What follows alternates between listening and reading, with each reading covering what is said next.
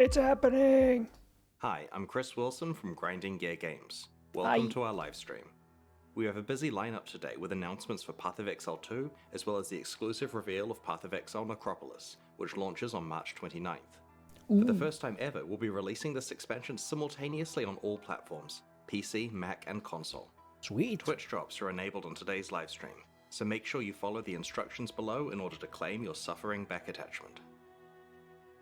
Today's stream will start with Path of Exile 2, where Jonathan will show you our latest announcements. Okay. Mark will then take you on a deep dive into the new Path of Exile Necropolis Challenge League, which launches in 1 week.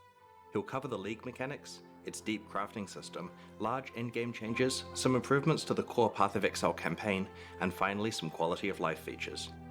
We'll then show you our new supporter packs, and we'll head into a live Q&A session where Ziggy D will ask us your questions from Twitch chat. After the live stream, we'll drop the full patch notes. Oh Hey boy. guys, it's time to chat about PoE 2 again. It's only been a few months since we talked about the Mercenary, and yet even since then a huge amount has changed. When we announced the Mercenary, we also showed off a lot of the new capabilities that our engine has around animation and character control. Moving while shooting was a huge deal in that class, but there were a lot of other more subtle things going on to make it feel good too. Well, in recent times we've only been showing off new character classes, but one thing I've been really excited about is to go back and apply all the new ideas and capabilities that we have to our old classes too. Today I'd like to show off the Ranger, and I hope that you guys like what you see. Let's go.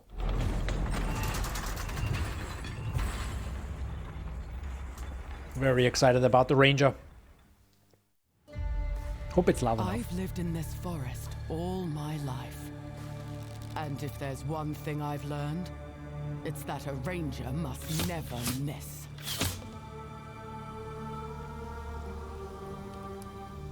A beast will hunt you. But it is the cruelty of man I fear.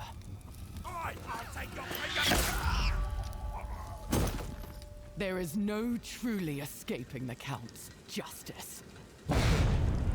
Your sentence is to be hanged from the neck until dead. Let your souls feed the first ones, and your bodies feed the land. After her!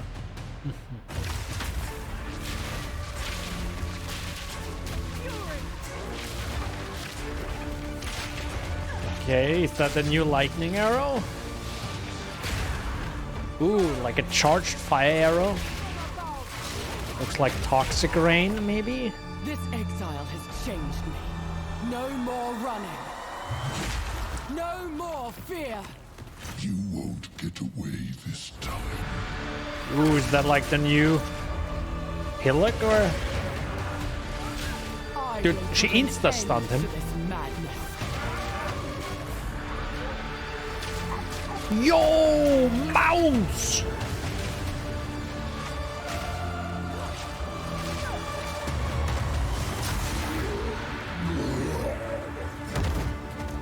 Let this be a warning, Geonor. I'm coming for you next. Geonor, okay, so we even get some lore.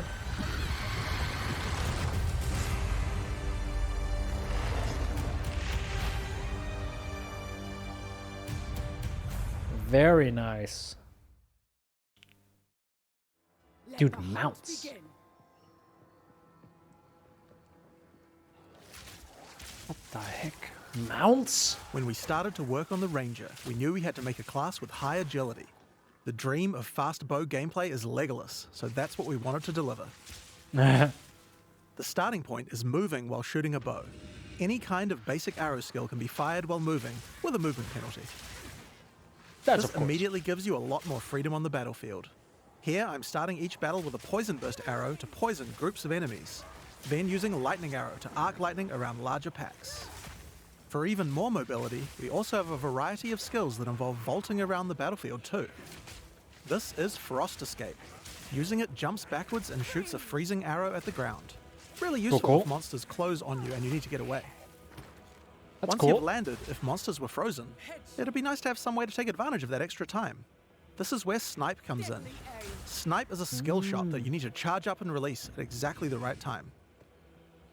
Wait, if you land so the you right need to timing, time Snipe it? is guaranteed to produce a critical strike, and does a small AoE as well, so it's a great finisher. Storm Rain? You can also move while shooting arrow rain skills too. This skill is Lightning Rod. It shoots an arrow into the air that sticks into the ground and does a small AoE. Once the rods are in the ground though, they attract any arcs of lightning that are nearby, causing them to explode again. This means you can stack up a bunch of lightning rods on the ground and bounce lightning between them, doing way more damage. Okay. Now this takes care of packs pretty well, but for bigger enemies I'd like to have something that's going to enhance my damage output too. This skill is Stormcaller Arrow. Using it sticks an arrow into an enemy. After a short period of time, a lightning bolt comes from the sky and strikes them. This has a high chance to shock them, and shocked enemies take 30% more damage from all sources. If something big walks along, it's a good idea to throw one of these at them first to enhance your damage before following up with the other combo. Okay. So Now, lightning if I really arrow, want to just a enhance bit this changed. combo, there are a couple of things I could do using our support gem system. Skills in Path of Exile are granted by items called skill gems. Oh my god, Each look how skill they gem has changed the coloured UI. sockets in it, and these sockets are for other items called support gems. God, that's Support beautiful. gems modify your skills, and it's Find where the a huge DPS amount numbers. of the customization of your character comes from. First, I'm going to Oh. take this multiple projectile support gem. I could add it to my lightning arrow, and it would fire multiple arrows. This would increase the number of targets I can hit, but that isn't the effect that I'm after. If I add it to my lightning rod skill instead, then when I fire it, I get a nice group of rods. This means that I don't have to spend as much time setting up before I can use it with my lightning arrow combo. I know how to shred I FPS might in this also add game. faster projectiles to make the lightning rods land faster too. Now next up I'm going to grab this chain support gem. Chaining causes many effects to repeat on new targets when you hit Oh them. my. If I add it to my lightning arrow, it will cause the arcs that come out of lightning arrow to strike even more targets, rippling along my line of lightning rods for huge amounts of damage. Holy. Okay, that's one way to do it. Restoration. Now I think we can use support gems to improve Stormcaller Arrow as well. Let's start simple. I'm going to chuck less duration on here. This will cause the lightning from the sky to strike a bit faster. Next up, we have a support called Shock Proliferation. This support makes it so that any enemies shocked by the skill will also have the shock jump to nearby enemies, meaning they'll take the extra damage as well. Oh, we just got poisoned, I think, for It's a just brief chance second, to and proc, the so health it's not bar gonna proc changed. on every single pack. Love it. But when it does, a pack will go down ultra quick. Another useful empowering skill is Barrage. Barrage is one of the rare cooldown skills in PoE 2. It enhances whatever your next attack is to fire 3 times. With what we have here, I think it might be a good idea to use it with Lightning Arrow. It'll generate 3 times as many lightning explosions. Oh, so it's You kind of could like the also use it at sorceress just the right fireball moment thing. with Snipe, or any number of other skills depending on what effect you need more of right now. It's very versatile and can be used in a range of situations. Now, even as mobile as the Ranger is, it's still very useful to slow monsters down, and a Ranger certainly has quite a few tools to do this. If you're prepared to get up close and personal, we have a skill called Electrocuting Rod. First, jump over the enemy and shoot it into them. Once the rod's in place, any lightning damage they take will build up a special electrocute gauge. Once the gauge is full, the monster is totally suppressed, allowing you to kill them easily. What a way to Now, stun. sometimes when you use Electrocuting Rod, the enemy dies before you get a chance to electrocute them. I think there's another support gem I could add to my lightning arrow to fix this problem. Neural Overload will make it easier to electrocute enemies. If the skill it's attached to puts them over 50% of their electrocute bar, it will trigger instantly.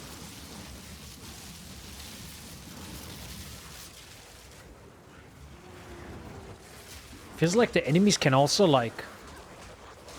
Holy heck, nearly died there. Respect.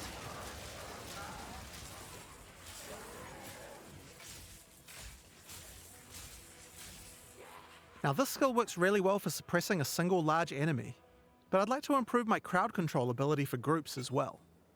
I'm going to add a support gem called Frozen Nexus to my Frost Escape. This makes an area of chilled ground around frozen enemies. I'll also add Deep Freeze to it as well, which will make the freezes last a bit longer. Now when I use my Frost Escape on that front enemy, others nearby are slowed down. It would also Pretty be good if I had nice. a way to slow enemies down when they're farther away from me as well. So this would be a great time to start getting into the Ranger's poison and plant-based skill set. To start with, let's have a look at Vine Arrow. This skill fires an arrow into the air that creates a small plant where it lands. The plant sends out tendrils to nearby enemies, slowing them down and poisoning them. But it does have another function too. If the Busted. plant gets further poisoned, it transfers that poison to the monsters it's attached to. Normally you would only Wait, be what? able to get one stack of poison on a monster at a time, but you can put as much poison as you want on this plant. You could just use the plant to slow monsters down and not worry about the poison part. But if you want to go all in on poison, this is the way to do it. Now if you do want to focus on poisons more, another useful skill is Poison Bloom Arrow. This skill creates these plant pustules on the ground. If you wait a little while, they'll explode. Just like Okay. any other plant skill, these plants respond well to poison. Shoot the poison burst arrow at enemies nearby and watch your plants grow more and more powerful. Poisoning the pustules causes them to do much more damage and makes them explode much faster as well. Okay. I can also add the Pierce support to Poison Burst Arrow. Doing this will mean I get multiple poison bursts as it goes through each monster.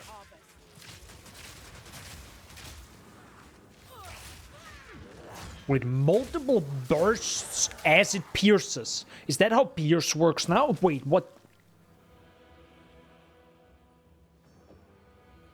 We also have another skill to make a nice environment for your plants. Oh, to grow. nice.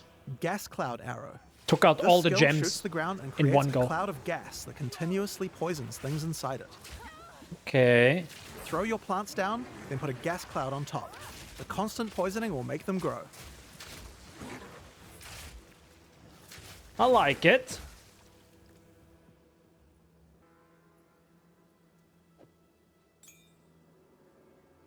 Plague Bearer. Okay. How does Another Plague Bearer poison-related work? skill we have on the Ranger is called Plague Bearer. This is a reservation skill, meaning it uses spirit. When I enable it, I get this counter that counts up whenever I apply poison to a monster. You can see the counter on the skill increasing as each new monster is poisoned. Now I'm going to fight these monsters and What? make sure to poison them as much as I can to build up the counter. But what does it do when you release it? That's gonna be interesting. I'm probably gonna save this for the end of the fight. The boss fight, maybe? It does take quite a while to get the counter up to 100%, but it's worth it. Whenever I choose, I can unleash the poison in a big explosion around my character, dealing a large amount of damage.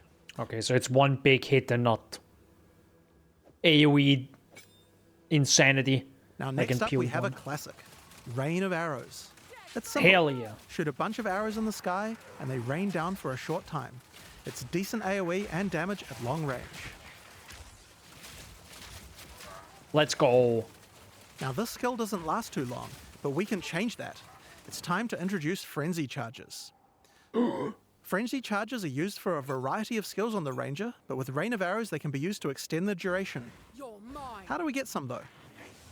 Here we have a skill called Sniper's Mark. Put it on an enemy and it will grant you a Frenzy Charge when you crit them. Now remember that snipe skill from Okay. earlier? That skill guarantees a critical hit. So first we Sniper's Marked an enemy, then we sniped them. And after that, the next Rain of Arrows will last a really, really long time. Okay. We still have some weaknesses though. While Rain of Arrows hits enemies with a ton of arrows, each one doesn't do much damage individually. It would be nice if we had a way to break the armor on enemies so that Rain of Arrows dealt more damage. Thankfully, we have this Corrode Armor support gem, and we can put it on our Gas Cloud arrow.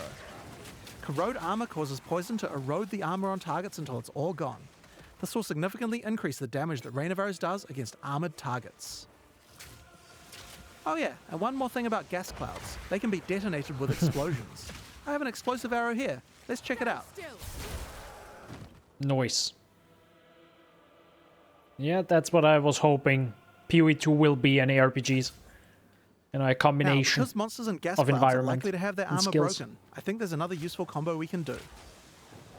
This is an exploit weakness support. This support provides extra bonus damage to targets that have their armor broken. Perfect for what we have going on here. Okay. You can build on top of multiple things, right? So if you want to focus on corrosion and armor breaking, you can focus on So, that. those are or- just some of the skills we have on the Ranger class in Path of Exile 2. Now that we've seen all these skills, let's see how well they do against a much tougher enemy. It's I time like to the fight boss sound. of the temples, Thanos. I like the sound of the little pots on the ground, like upgrading. You hear that? Thanos, last disciple of Orion. Orion?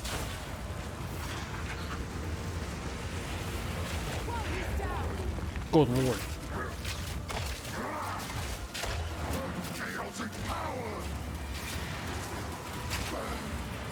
And you see the indicator that the armor is broken? Not anymore.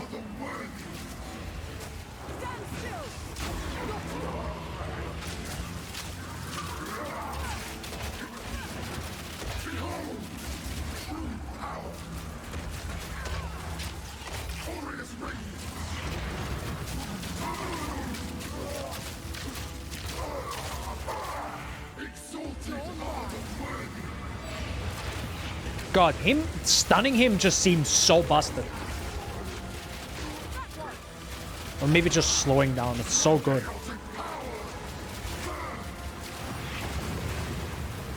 Ooh.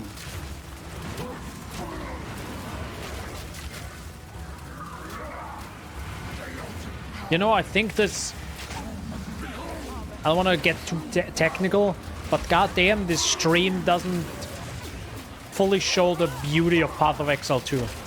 It just can't because of bitrate, right? But goddamn, I can roughly imagine how beautiful it's gonna be when I actually play it on my screen.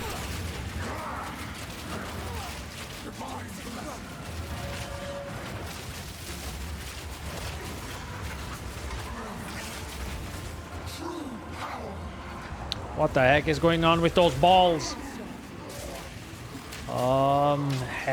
Monka?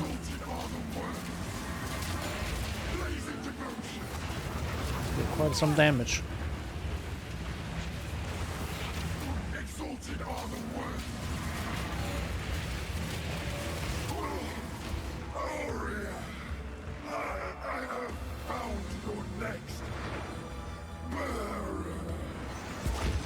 Kill swiftly and move on.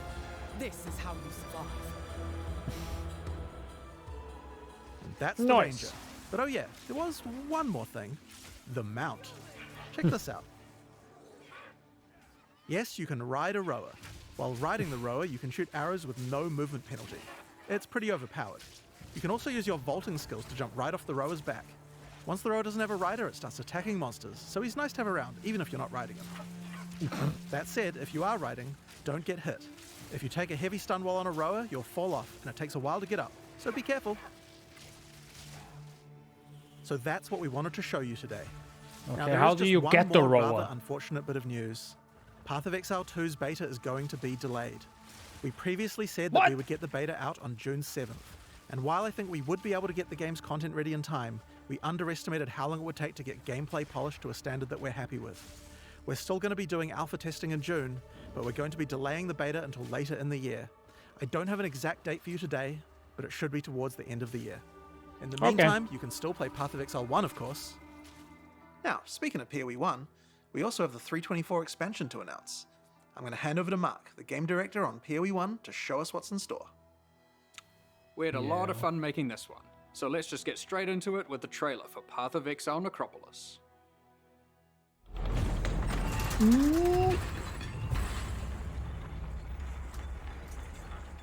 I'm ready for sick music.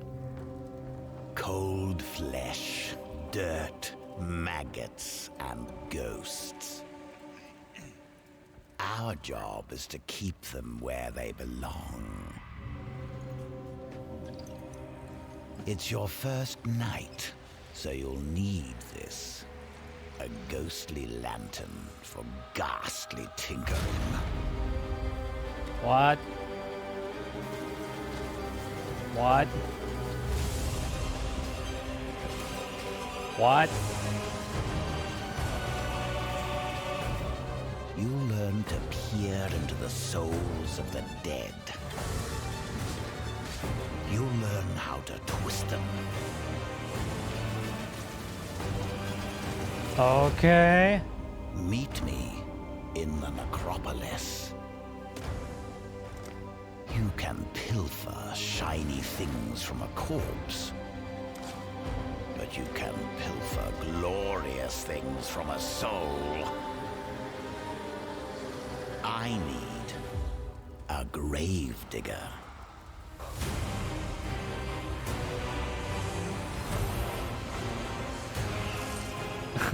Just coming out of the heck. And Tier 17 maps, excuse me, what the fuck?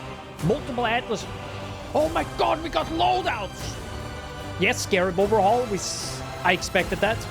New Pen Ultimate boss? What the fuck is that called? Quality of life features? Oh yeah. More Transfigure Gems, classic. Is that heist rework? Wait. Pen. Oh! The job's hard, but the pay's good. What do you say? Okay. In the Necropolis League, you will encounter Undertaker Aramor, a man collecting the scattered spirits of the Eternal Empire for a mysterious purpose. These spirits have begun to haunt the monsters of Rayclast, unleashing their ancient fury and sorrow onto the world. The Undertaker will provide you with the Lantern of Aramor, a powerful family heirloom which can illuminate the wrathful spirits haunting monsters throughout Rayclast. With it, the Undertaker hopes to employ you to rid Rayclast of this menace, and further his cryptic cause. Okay. The lantern can be used when entering any new area. When peering through it, you can examine the spirits haunting that area. The lantern also allows you to manipulate them, letting you configure which monsters are affected by which mods. It would be wise to take your time with your decisions here, for the spirits are not forgiving. When peering through the lantern, you can also see extra details about the packs of monsters in the area. Rowers here are considered common, whereas the water elementals are more scarce. If you want things to be easier, you can put the more difficult spirits on the elementals, which you'll encounter less often. We've tried to make sure that by engaging with the lantern, you are able to intelligently control the difficulty in the Necropolis League. The spirits come in a number of forms which represent the danger they pose. For example here, the infested vultures are servant haunted, causing them to deal a small amount of increased damage. But the Vol's Vanguard are noble haunted, causing them to deal a large amount of increased damage. As you reach higher level areas in Rayclast, the tier and number of spirits that are haunting monsters will generally increase. Your game knowledge can help you here. If you're aware of the composition of a monster pack, this means certain mods will be easier to manage. For example, the mod that increases a pack's damage for every monster killed has no effect on packs with a single monster, like a Devourer. However, if we found a spirit that makes the strongest monster in a pack deal 100% more damage, well, I'm going to avoid the Devourer. You might have noticed that the Lantern of Aramor provides other useful information, such as the types of abilities monsters use, or the damage types they deal.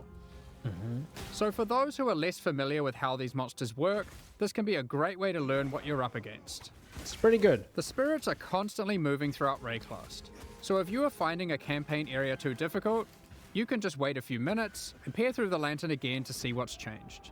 Jesus Christ. Of course, powerful spirits beget powerful rewards. There are two reasons why you might want to face a challenge now and then. Firstly, not all the spirits are malicious. Sometimes the monsters aren't haunted at all, but are instead devoted. What? These can grant basic rewards like increased experience, or bigger rewards like spawning the Nameless Seer, an NPC that will grant you a single unique item after you defeat all of the packs affected by that spirit.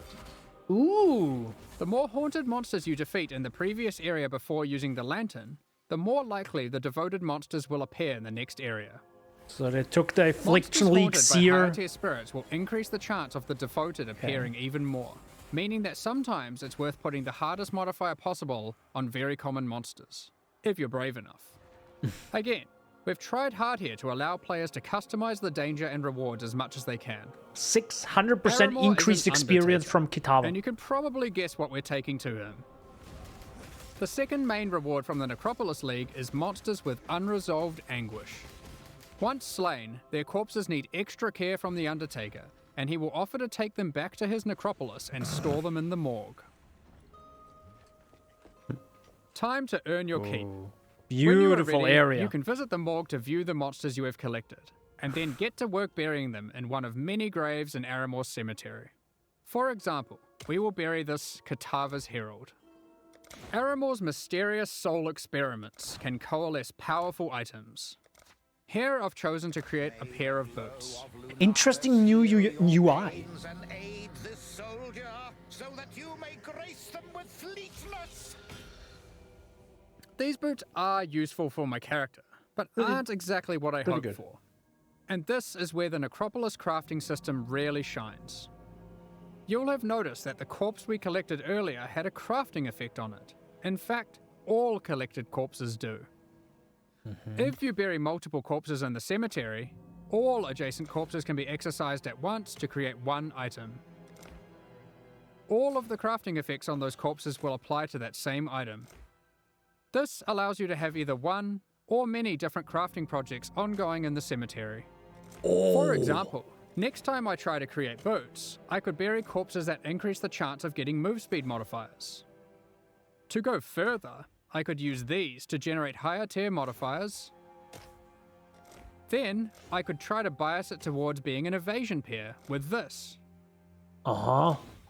Finally, I'll apply some crafting effects that improve the probability of getting good rolls. Now, let's craft our item and see what we get.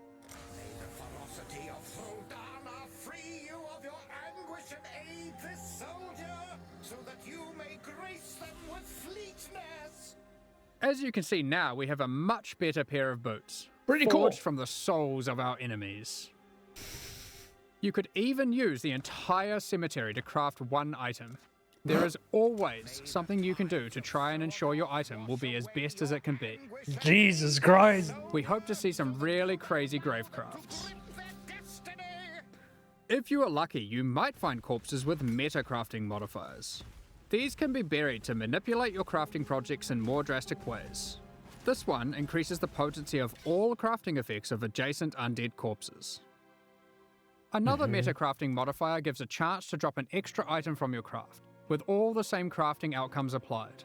All you have to do is bury a lot of undead monsters.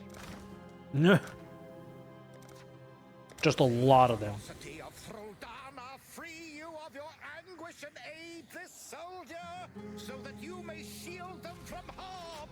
Ooh, double. You can also craft new unique items exclusive to the Necropolis League using this system. As you explore Rayclast, you might find the corpses of famous Eternal Empire families. And when you bury an entire family together and exorcise them, they will thank you with a unique specific to their lineage.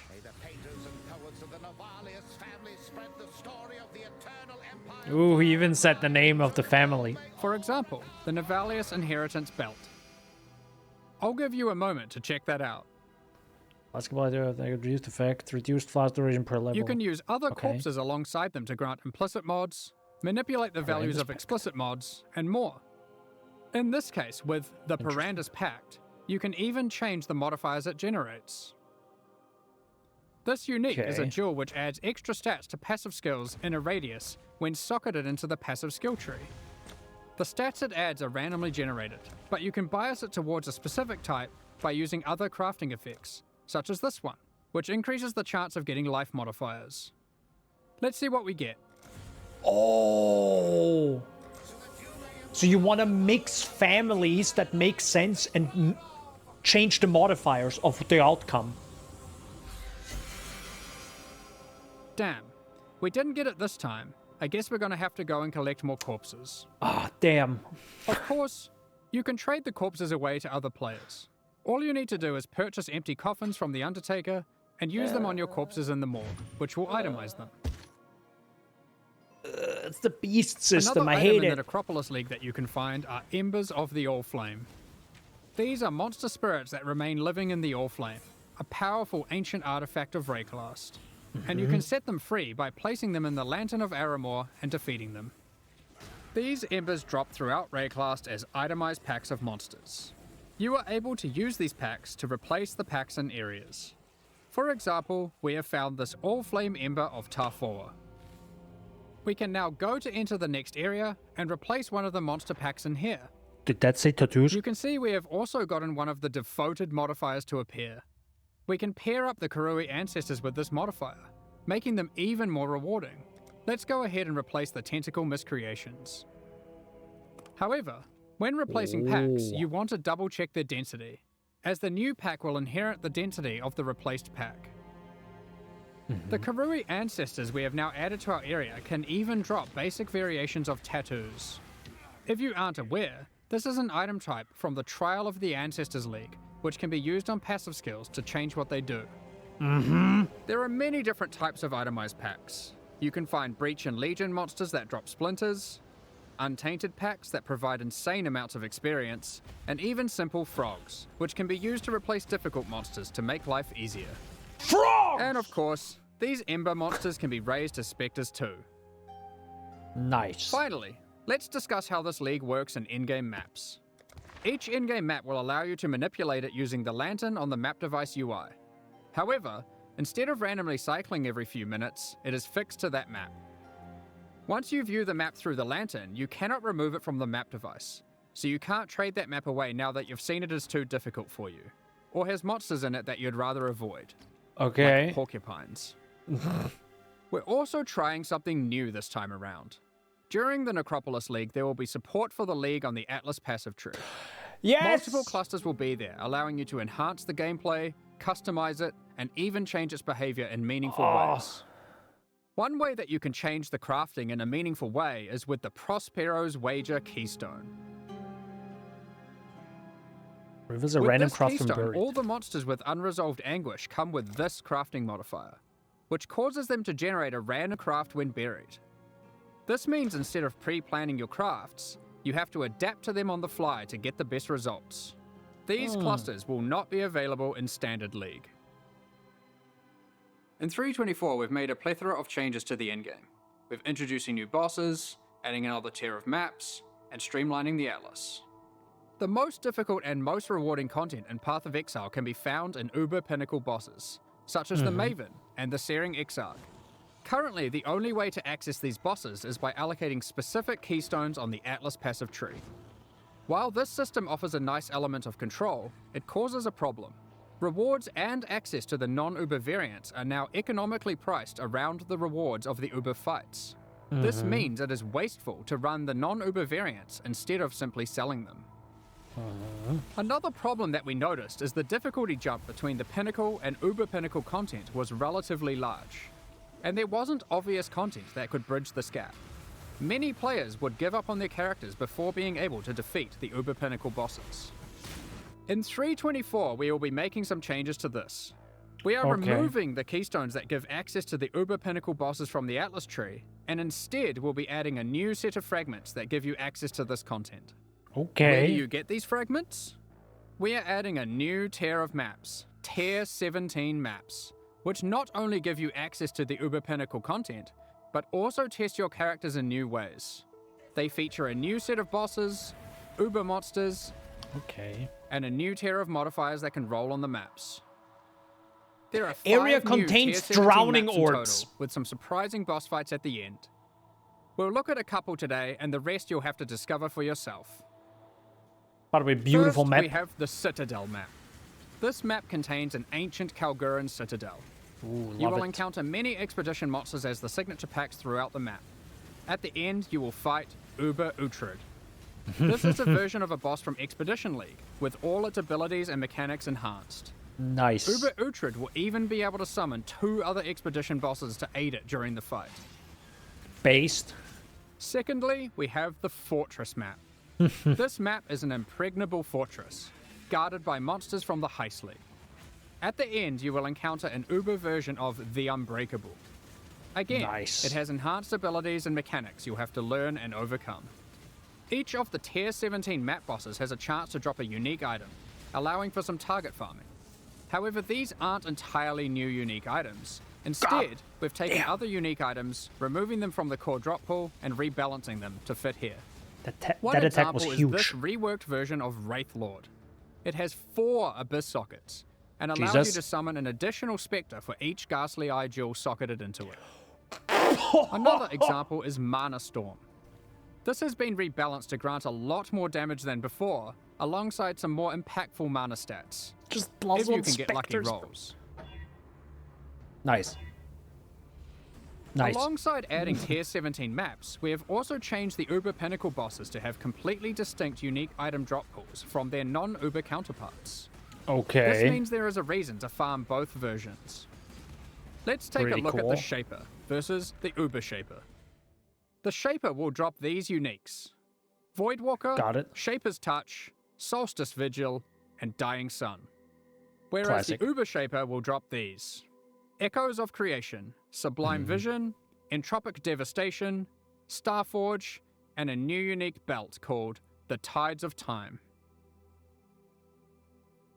Okay. Charges Another every example 3 of a seconds. new unique is this helmet from the Uber Eater of Worlds, Ravenous Passion, and these gloves from the Uber Searing Exarch, the Rage Celestial grants cast Grace. speed. Each of the Uber Pinnacle bosses has a new unique added to their drop pools. We've identified another major problem with the endgame we'd like to address. With every expansion added to the game, we have been increasing the complexity of running maps. It's at the point now where a player must repeatedly execute a large sequence of steps to run maps efficiently. It can be easy to forget critical steps, and it can be tiring to repeat them. To solve this, we are removing some systems, but are keeping what is good about them. The two main systems we've removed are Sextants and the Master Mission Selector. It is not our intention to dull the content, however. We have completely reworked Scarabs to include most of the options that were previously covered by those mechanics, and many more. Fuck Let's take a Sextants. look at some of them. Commonly, Just you might find boost the Scarabs that simply content grant access to on different average. content. Here, we have a Scarab that causes Beyond Demons to spawn when killing monsters in your maps. Oh my And god. here, we have one that adds a Delirium Mirror. Yo! Each type of Scarab now has multiple versions, so if you want to fully invest in a type of content, you can do so. Here's a suite of Ultimatum Scarabs. This Ultimatum Scarab adds an Ultimatum encounter to a map. Classic. This Ultimatum Scarab of Bribing then causes that Ultimatum encounter to grant better rewards and its monsters to yield more experience. This Ultimatum Scarab of Dueling will cause that Ultimatum encounter to always guarantee the Trial Master boss fight at the end, assuming you can survive through all the rounds. This Ultimatum Scarab of Catalyzing will cause all rewards from that ultimatum to be catalysts, instead of other rewards. Oh, I know And what's finally, happening. this Ultimatum Scarab of Inscription will cause all catalyst rewards from that ultimatum to be inscribed ultimatums instead. There are plenty of others. If you enjoy divination card farming, you might want to use these. This Divination Scarab of Curation causes more divination cards to drop for each different favored map you have selected. But it also causes whatever map you're running to only drop divination cards from those favored maps. So if you want to try and aim for your Mage Blood and don't want to just farm Crimson Temple, then this Scarab is for you. This Divination Scarab of Completion causes your divination cards to have a 20% chance to drop as a full stack instead, for maximum dopamine. For maximum Basically, dopamine. there are now just a lot of Scarabs. You might have also noticed that they no longer have tiers. Scarabs are now all world drops. You can get them anywhere. Some might be rarer than others, but the intention is that there'll be a lot more options than before, and more interesting combinations to consider. If you want to target specific Scarabs, Betrayal has been updated to include most of them, and you will need to relearn which ones come from where. While this system is allowing you to heavily invest in one type of content, it is reducing your capacity for variety. To address this, we have massively increased access to content on the Atlas passive tree. You are now able to reliably get different leagues like Breach or Legion from just your Atlas passives. Regarding Master Missions, content such as Incursion, Delve, Betrayal, and Bestiary, these too are now accessible with Scarabs, and have more reliable investment options on the tree.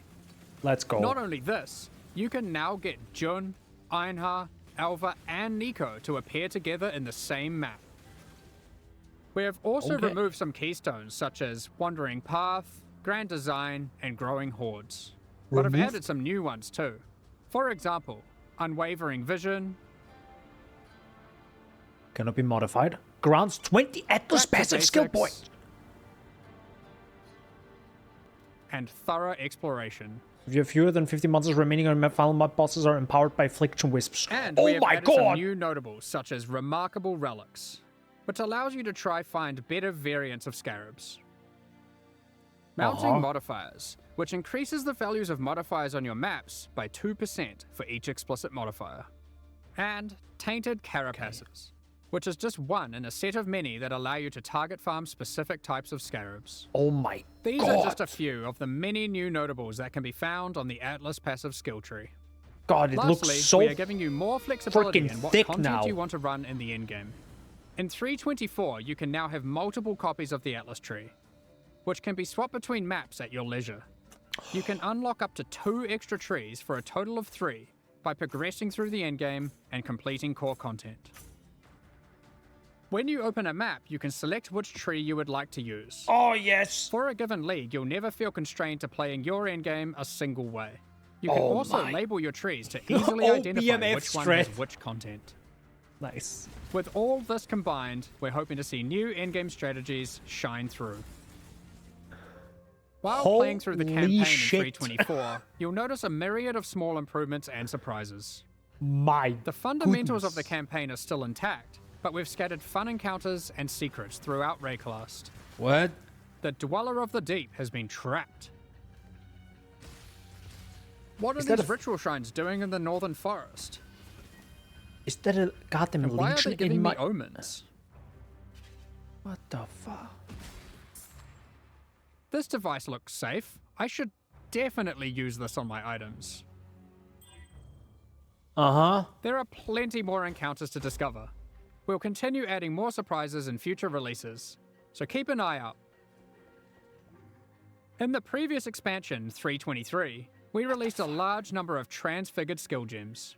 Okay, so they're These are spicing alternate up versions the... of existing skill gems campaign. that function in very different ways, allowing for more build and gameplay variety. At the time, our aspirations were higher than we could achieve. We planned more gems than we could make. So, in 3.24, we're adding another set of transfigured gems that we have now finished.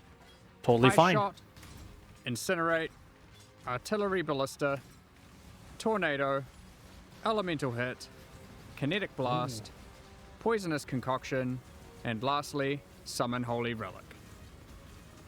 Hopefully Okay. those of you who missed your favorite skill having a transfigured variant will get that here. We will certainly be adding more of these in the future, especially for skills that are missing them still. Of course, we'll also be doing a balance pass on the existing transfigured gems. One of the main ones we're looking at is Kinetic Bolt of Fragmentation. As a result of this change, it is clear that the endgame potential of the Wander archetype really starts to suffer, mostly in the single target damage department. Due to this, we've added the new support gem, Sacred Wisps. This support gem causes supported skills to create 2 attached wisps for a duration. With these wisps, whenever you attack, they have a chance to also use the same skill, if you have enemies in your presence. And if there are any rare or unique enemies, they will always use the skill. That leads us into all the other quality of life features we're introducing in 3.24, and there's a shitload of them. Many of these have been revealed in teasers already, but here's a quick summary. We've added the automation and call to arms skill gems, for being able to trigger instant skills and war cries without having to bind them to left click. It's fine. You can now hold down Control and left click to automatically apply certain currency orbs until they achieve the desired result. or Automate you run portal? out. For example, you can hold down fusings until you reach maximum links. Hell yeah. You will be able to control, shift, click currency into a trade window to automatically move all of that currency at once from your inventory. Very good. Detonate Dead now has clearer telegraphing effects. When harvest crafting, the item hover will always be visible, so you no longer have to mouse back and forth to see the results of your crafts. Very good. When you use a Val Orb on a map, the map no longer has a chance to become unidentified. Instead, it adds a new implicit. We've created a set of implicits I that completely affect the forgot areas in about that. fun That's ways. also insane. Related to that, corrupted and mirrored items can now be identified. Breach hands now open upon approach, and no longer need to be clicked.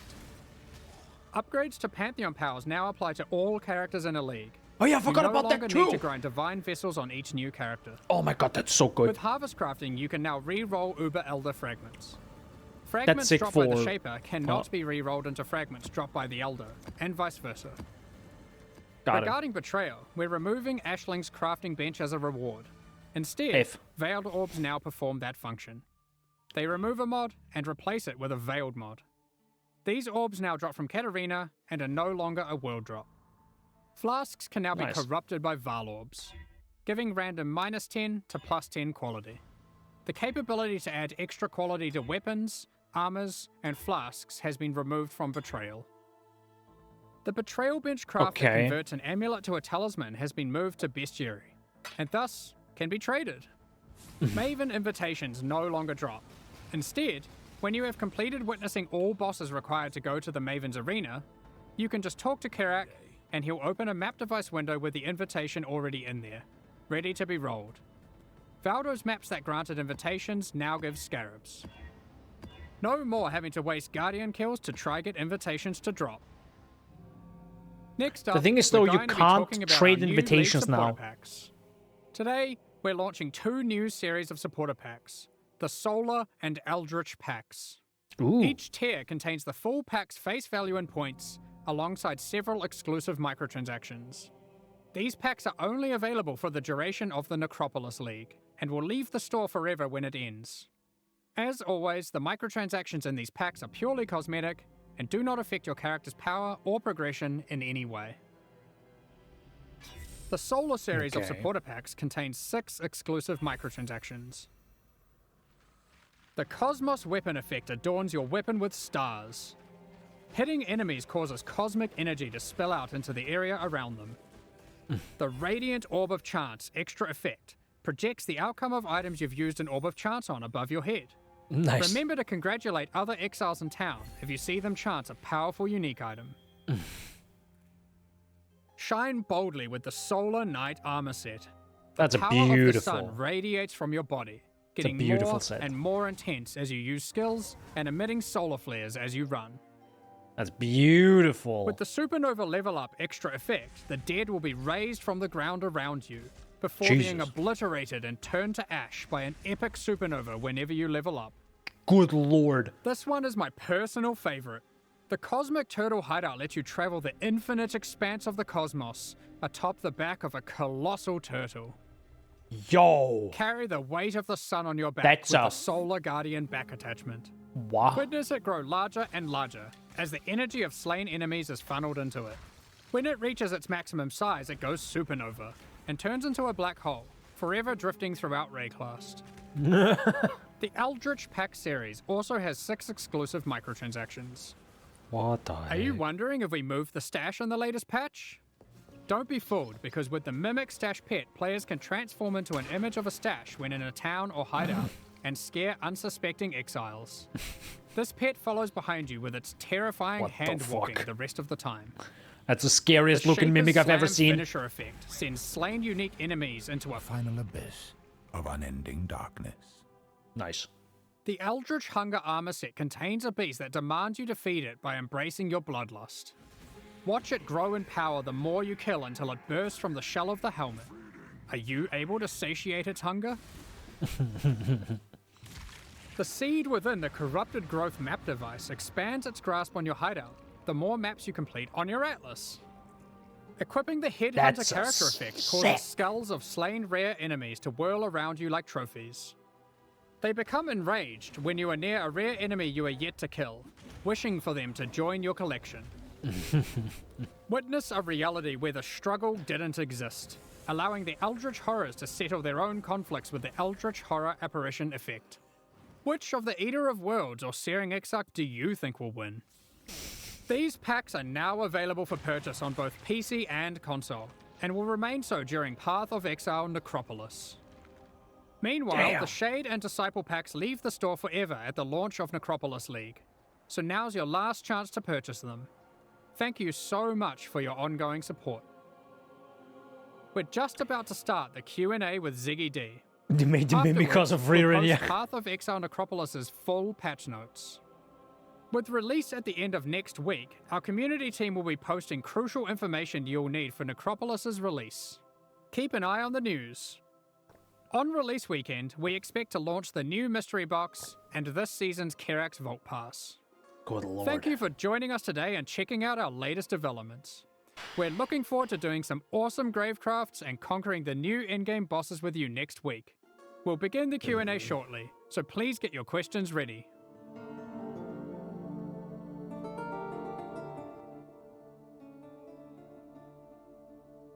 Yeah, so that wasn't a lot at all.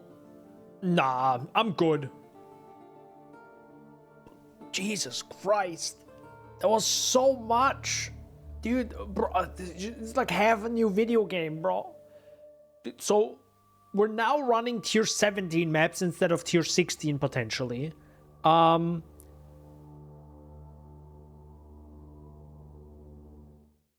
I'm Chris Wilson from Grinding Gear Games. What the heck is going on? Hi, what's up, Good bro? morning, Exiles, and welcome to our Q&A portion for today. I'm joined by Jonathan and First try Mark. GG on every week. And Let's first go thing, on we're going to it. be talking about Path of Exile 1 questions. I know that's the content that you'll be getting your hands on soon and want to hear all about. And then afterwards, we'll follow up with a bit of a deep dive into Path of Exile 2 reveals, both from today and also some of the other stuff that came up during the recent hands-on event. But good morning, Jonathan and Mark. How are you going? Hey, really nice to be here again. Yeah, good morning. Thanks for having us. Always a pleasure. I love talking to you folks about some Path of Exile, right? So let's kick things off with the new league, Necropolis. And I just want to ask, should I ask about Lycia and Katarina and what it means for them to be involved, especially since they're like characters that are actively present elsewhere in the game in another mechanic right now? Like, what does that mean?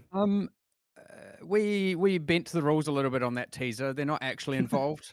They're only in the sense that they are both T17 map bosses. So you don't actually fight them together, but we thought it would make a cool, little teaser shot there, and I think it did. It raised a lot of questions. So yeah, That's fine.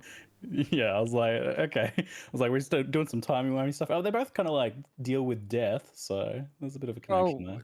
like when you get into maps, everything's all memories, and the line gets a bit blurred. You can kind of do whatever you want, which is a good thing about that system. You don't have to stay so grounded and sensible. But so yeah, we do have some interesting encounters going on there that are a bit different.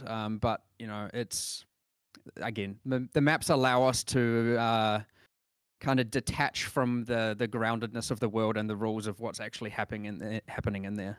Yeah. It looks like there's a lot of boss stuff coming this league. Is that all focused in the new T17 maps, or is there some with the league mechanic itself as well?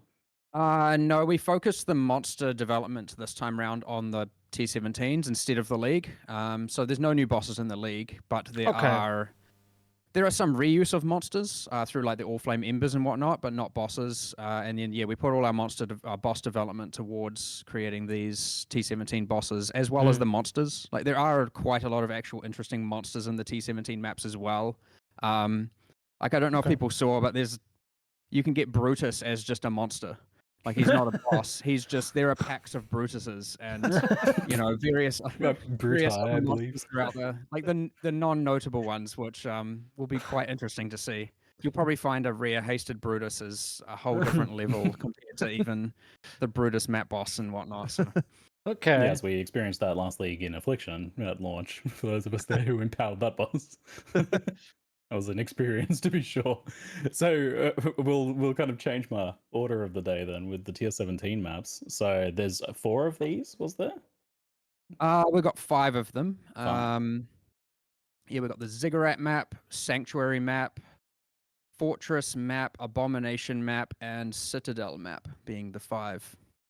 And these are like effectively Uber maps, but we kind of also had Uber maps last league in a different way with the community made maps as well, but this is a whole different system, right? This is different. Obviously the Valdo's maps come with a little bit more craziness going on. There are custom mod pools on these. And there is a little bit of overlap, but nowhere near as crazy. Like you're not going to roll the like mod that sends you to the Void League or anything like that. That's exclusive for those player-made ones. But yes, this is a new tier of difficulty. It is expected that they are hard for sure, but I'm sure some of your questions get into some of that. So yeah, I'll explain them as it comes. So these are the primary vehicle now for getting like the Uber fight keys. What led to the decision to make them come from a tier 17 separate map thing like this instead of from the boss, which I guess was the more expected, like you would get an Uber Maven key from Maven? Let's say you Economy. Let's say it was from Shaper. So people that blast maps can now get the invitations for the people that blast bosses. Let's say it's it was a great even balance once every time, and now you kill your Uber Shaper, or let's say you fail, that's fine. But eventually you conquer it, you can kill it. it's not now fun to go back and do regular Shaper where clearly you can do the Uber version. Why are you bothering with the non-Uber version? So unless you want a specific drop from him, it's not fun to go back and just do like a clearly lower grade quality. So we instead went with it going a different way, where we have something that is ideally in between those 2 points of difficulty and has random variance. Like, you'll find that some of the tier 17 map bosses with certain mod combinations are probably even harder than the Uber Pinnacles, depending on your character and all of those variables there. I wouldn't say that's going to happen entirely consistently. Like, it'll be occasionally the case, but it certainly isn't fun to just be like, in order to do Uber Shaper, I have to do this content that I have clearly proven capable of doing, and just repeating that over and over. I see, yeah. So it's for the people who want to farm their own ones. They're doing content that is up to their challenge level, basically, because the regular boss wouldn't be anywhere near that. Yes, correct. Yeah. Right on. How do you get the tier 17 maps, though? So the tier 17 maps, when you get more Void Stones, it has a chance to convert T16 maps that drop. The more Void Stones you get, it becomes multiplicatively higher. But there is a kind of diminishing returns on that. So it is quite probable to convert T16 maps like the first one, and then as you get more T17s, it becomes less and less and less. And the reason we did that is obviously the discrepancy between just running regular T16s and obviously top tier juicing. You end up with, like, the multiplier difference of the amount of T16s dropping is substantial, to say the least. And we didn't want it to be that we have to balance around the juicing with respect to getting T17s. We wanted to be that more accessible across the board. And so, yes, we added a kind of diminishing return. So like, your first one might be quite probable, the next one's less, and the next one less, and then you're not going to get, like, 20 T17s in one map kind of thing going on. Right. It is also worth noting T17s cannot drop T17s. They are not self-sustaining.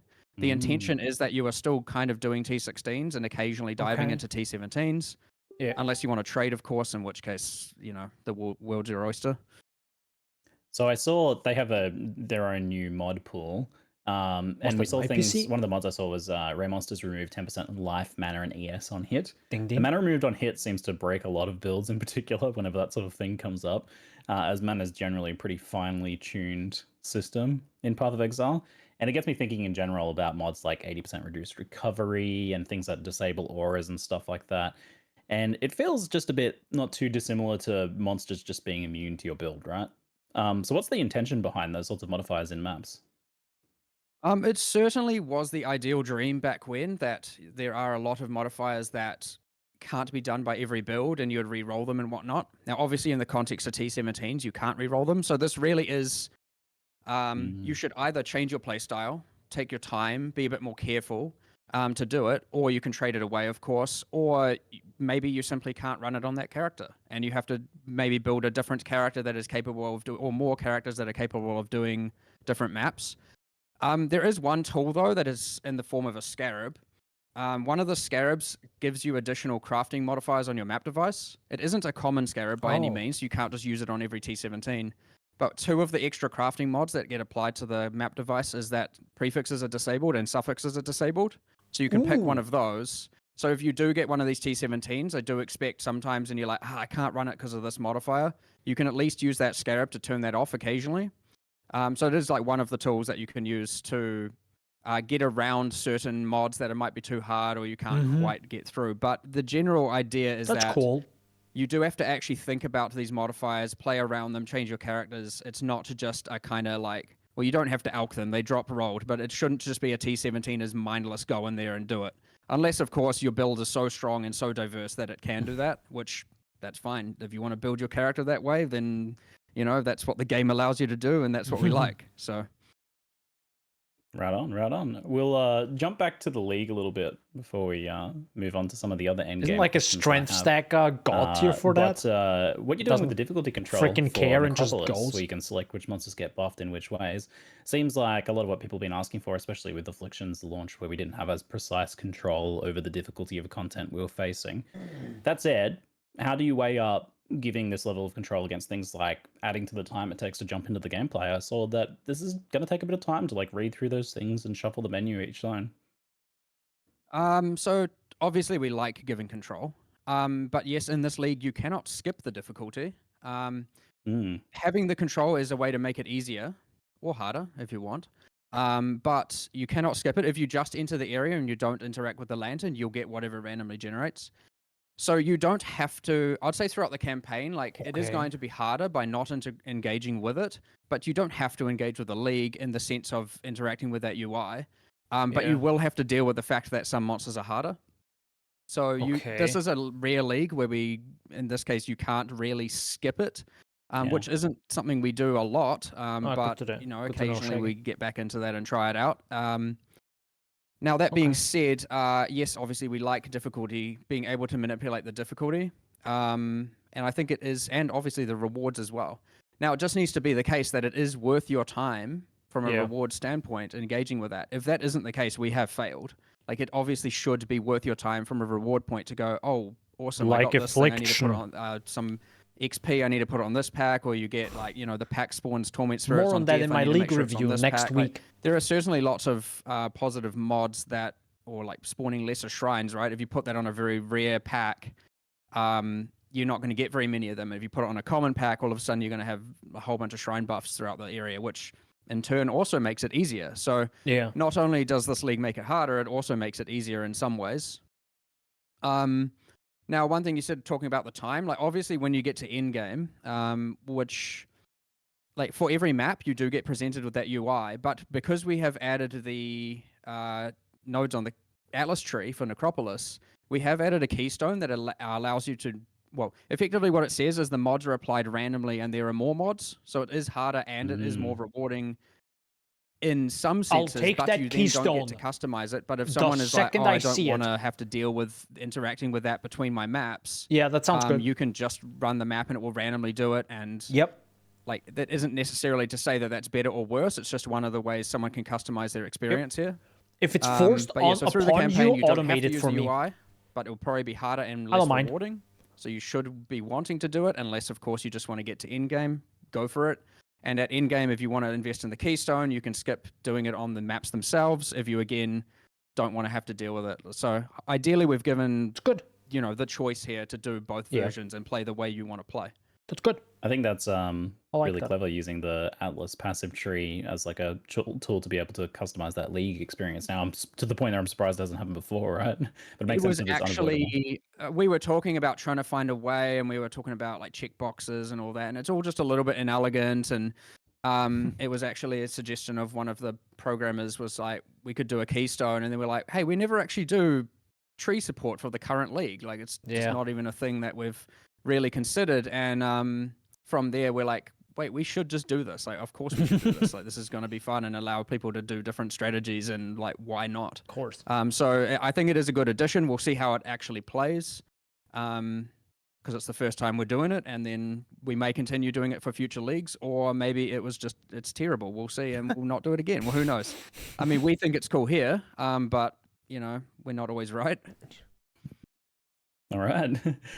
So in the campaign, the monsters you kill in one zone that's freaking affect sick. what happens in the next zone, like the amount of devoted monsters modifiers that show up. And this is the first time I recall seeing a league like this where what you do in one affects like kind of the next zone like that. Does it work on like any next zone you enter, even like a zone reset of the same zone or somewhere in a different act or something? No. So this doesn't. The league actually isn't customizable when accessing through Waypoint or through the world map. Oh. Okay. Which is bit different. I mean, you might think, oh, but my Blood Aqueduct farming, and yeah, sure, you can still do it technically by farming from town, but we're also like, not that I know how many people even still do that outside of like, SSF tabular No one farming, should which do I still Blood don't even Aqueduct know farming. necessarily as a strategy. Don't stop. But either way, yes, farming the same zone over and over is not really embraced in this league. The difficulty will still be there, but you won't be able to customize the mods, and you won't get devoted mods either. So it's more for like, the linear playthrough when you're going through. So Souls the way it Quarry. works, the way it works effectively is like the more haunted monsters you kill, the more likely you will get devoted modifiers. It's a campaign-only feature. It doesn't happen in maps. Maps are completely randomly generated per item. So it's an interesting way where it works a little bit differently in the campaign than maps, which I think is is interesting. I kind of like having subtle differences there. And yeah, the more haunted monsters you kill, the more likely you are to get devoted monsters. And this is actually a reward for why you want to make it hard. Because if, let's just using mudflats as the example, if you put all the hard, if you have, say, 2 out of 4 of the packs, or however many packs there are, have haunted mods, you might want to say, I'm going to make that easier and put them on the zombies and water elementals. But those are the least common monsters in that area, and thus you are less likely to now get devoted modifiers to appear when transitioning into either fetid pool or submerged passage. So you actually have an incentive to put them on the rowers and the other pack of rowers because they are like the dominant monster in that area. Which is kind of interesting. So again, like there are many pros and cons to controlling the difficulty and rewards. And then yeah, when you click the next, when you next peer through the lantern, it'll like show which mods you got. Yeah, I really hope so too. And yeah, hopefully you get as many good ones as you can. But also the other thing, just while we're on that topic of the other reason why it's actually sometimes good to make things harder, in some sense, there's so many axes here that it's more like you want as many monsters as possible haunted by as many high tier things as possible. Is that the haunted monsters are the ones that can turn into the ones that you collect for crafting. So again, if you want to maximize your crafting output, you want to be putting the haunted modifiers of the highest tiers on the packs that have the highest density and pack size. So again, going into mudflats as the example, you want to have the rowers do that if you want to maximize your crafting output. So there are 2 axes and rewards for why you want to be making things harder. But often what I would say people are probably going to be like, I'm going to make things a bit easier to start with as they get more comfortable with their character. As their character gets more powerful, they start to take a little bit more risks in that regard. And of course, if it becomes too hard and they over make it too hard for themselves, the mods rotate pretty frequently, like to the point if you're like running through an area, the next time if you then had to recreate that area, because you're like, nah, I've made it too hard. The mods will have rotated and you can adapt your decisions and be like, yeah, this is easier for me now. I'll wait a few more areas or some more levels until I then raise the difficulty again. So how clearly is that like reward system communicated in the UI? Can like someone who hasn't like watched this know that, you know, killing more of these monsters will give more devoted to the next zone and stuff like that? That isn't currently communicated, but it will be. You probably didn't see it in the live stream, but we will do that. At least on the hovers, when you hover over and it just says devoted, we will put like a little, we'll put it on the hovers of all the like tier things where it says like, you know, servant haunted, noble haunted, etc. Currently, I think it says something, but I can't remember what. But yeah, we'll do a pass on making things more observable and all of that. It's actually kind of interesting on that point that this is the first time in PoE where you have information about what is in a zone and what the pack compositions are, and like just information about monsters. And there's just information generally there about like what monsters do and so on, which is kind of not really something we've ever really done before. So this UI actually sort of provides that, and it'll be interesting to see like whether that's actually useful and like whether we want to think about how we might communicate that again in the future, because like all that's now sort of a thing. Yeah, for sure. Yeah, it's kind of interesting. Yeah, I got really excited actually when I saw that. I was like, oh, we can actually see what their abilities are and damage types and stuff like that. I was like, along that note, there's quite an interesting feature in maps that because maps have uniform density distribution of packs. So generally in a map, you're going to have like I think it's 5 packs or whatever, and you're going to have 20. It's generally going to be that there's 20% of the map as each pack. So in maps, there are these extra little symbols, which I don't think were in the live stream that we've kind of added in more recently, which are variants. So sometimes a certain pack is going to have higher like pack size or mod effect or density, and there'll be these kind of up and down arrows to kind of show like this pack's going to be more common and this one's going to be less common and stuff like that, just to add that variance so that those variables can still play a role in when interacting with the modifiers. Otherwise, it would just be like, you know, here's porcupines, I'll do X, and then 90% of packs you probably wouldn't care too much about. So we've added extra variables to make it that the packs and maps, are a bit, have more influence on your decisions. That being said, when you get into tier 17 and you all have a pack of Brutuses, you might actually think a bit more about it. Yeah. You talking about your up and down arrows there? Maybe realize what the next league is going to be. Monster stock market investing. It's there. It's ready for you. Yeah, let's do it. So I'm gonna go off topic a little bit here Stonks. and answer a chanted question in chat so that we can get back on track. So we one sec. There we go. So you've been flooding us with a lot of great quality of life updates in the lead up to this release. It's like some spring cleaning is going on right now, which I love to see.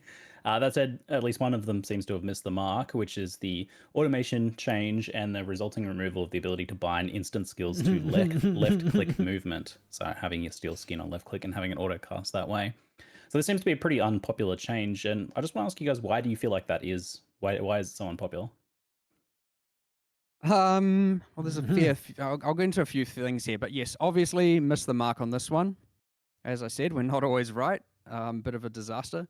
I do, however, think this is solving some good things the way we've done it, but the problem is it hasn't obviously solved it entirely. And going from a bad solution to a bad solution, at least from our perspective, is not what we should be doing. So we will make further changes. I just don't know exactly when and to what degree. There's obviously discussions going on. So to get into some details there, I do believe that it is beneficial now that it is a more observable mechanic, a less like hidden specialized mechanic of, you know, like you can follow a build guide and you can see, oh, this person's using this instant skill.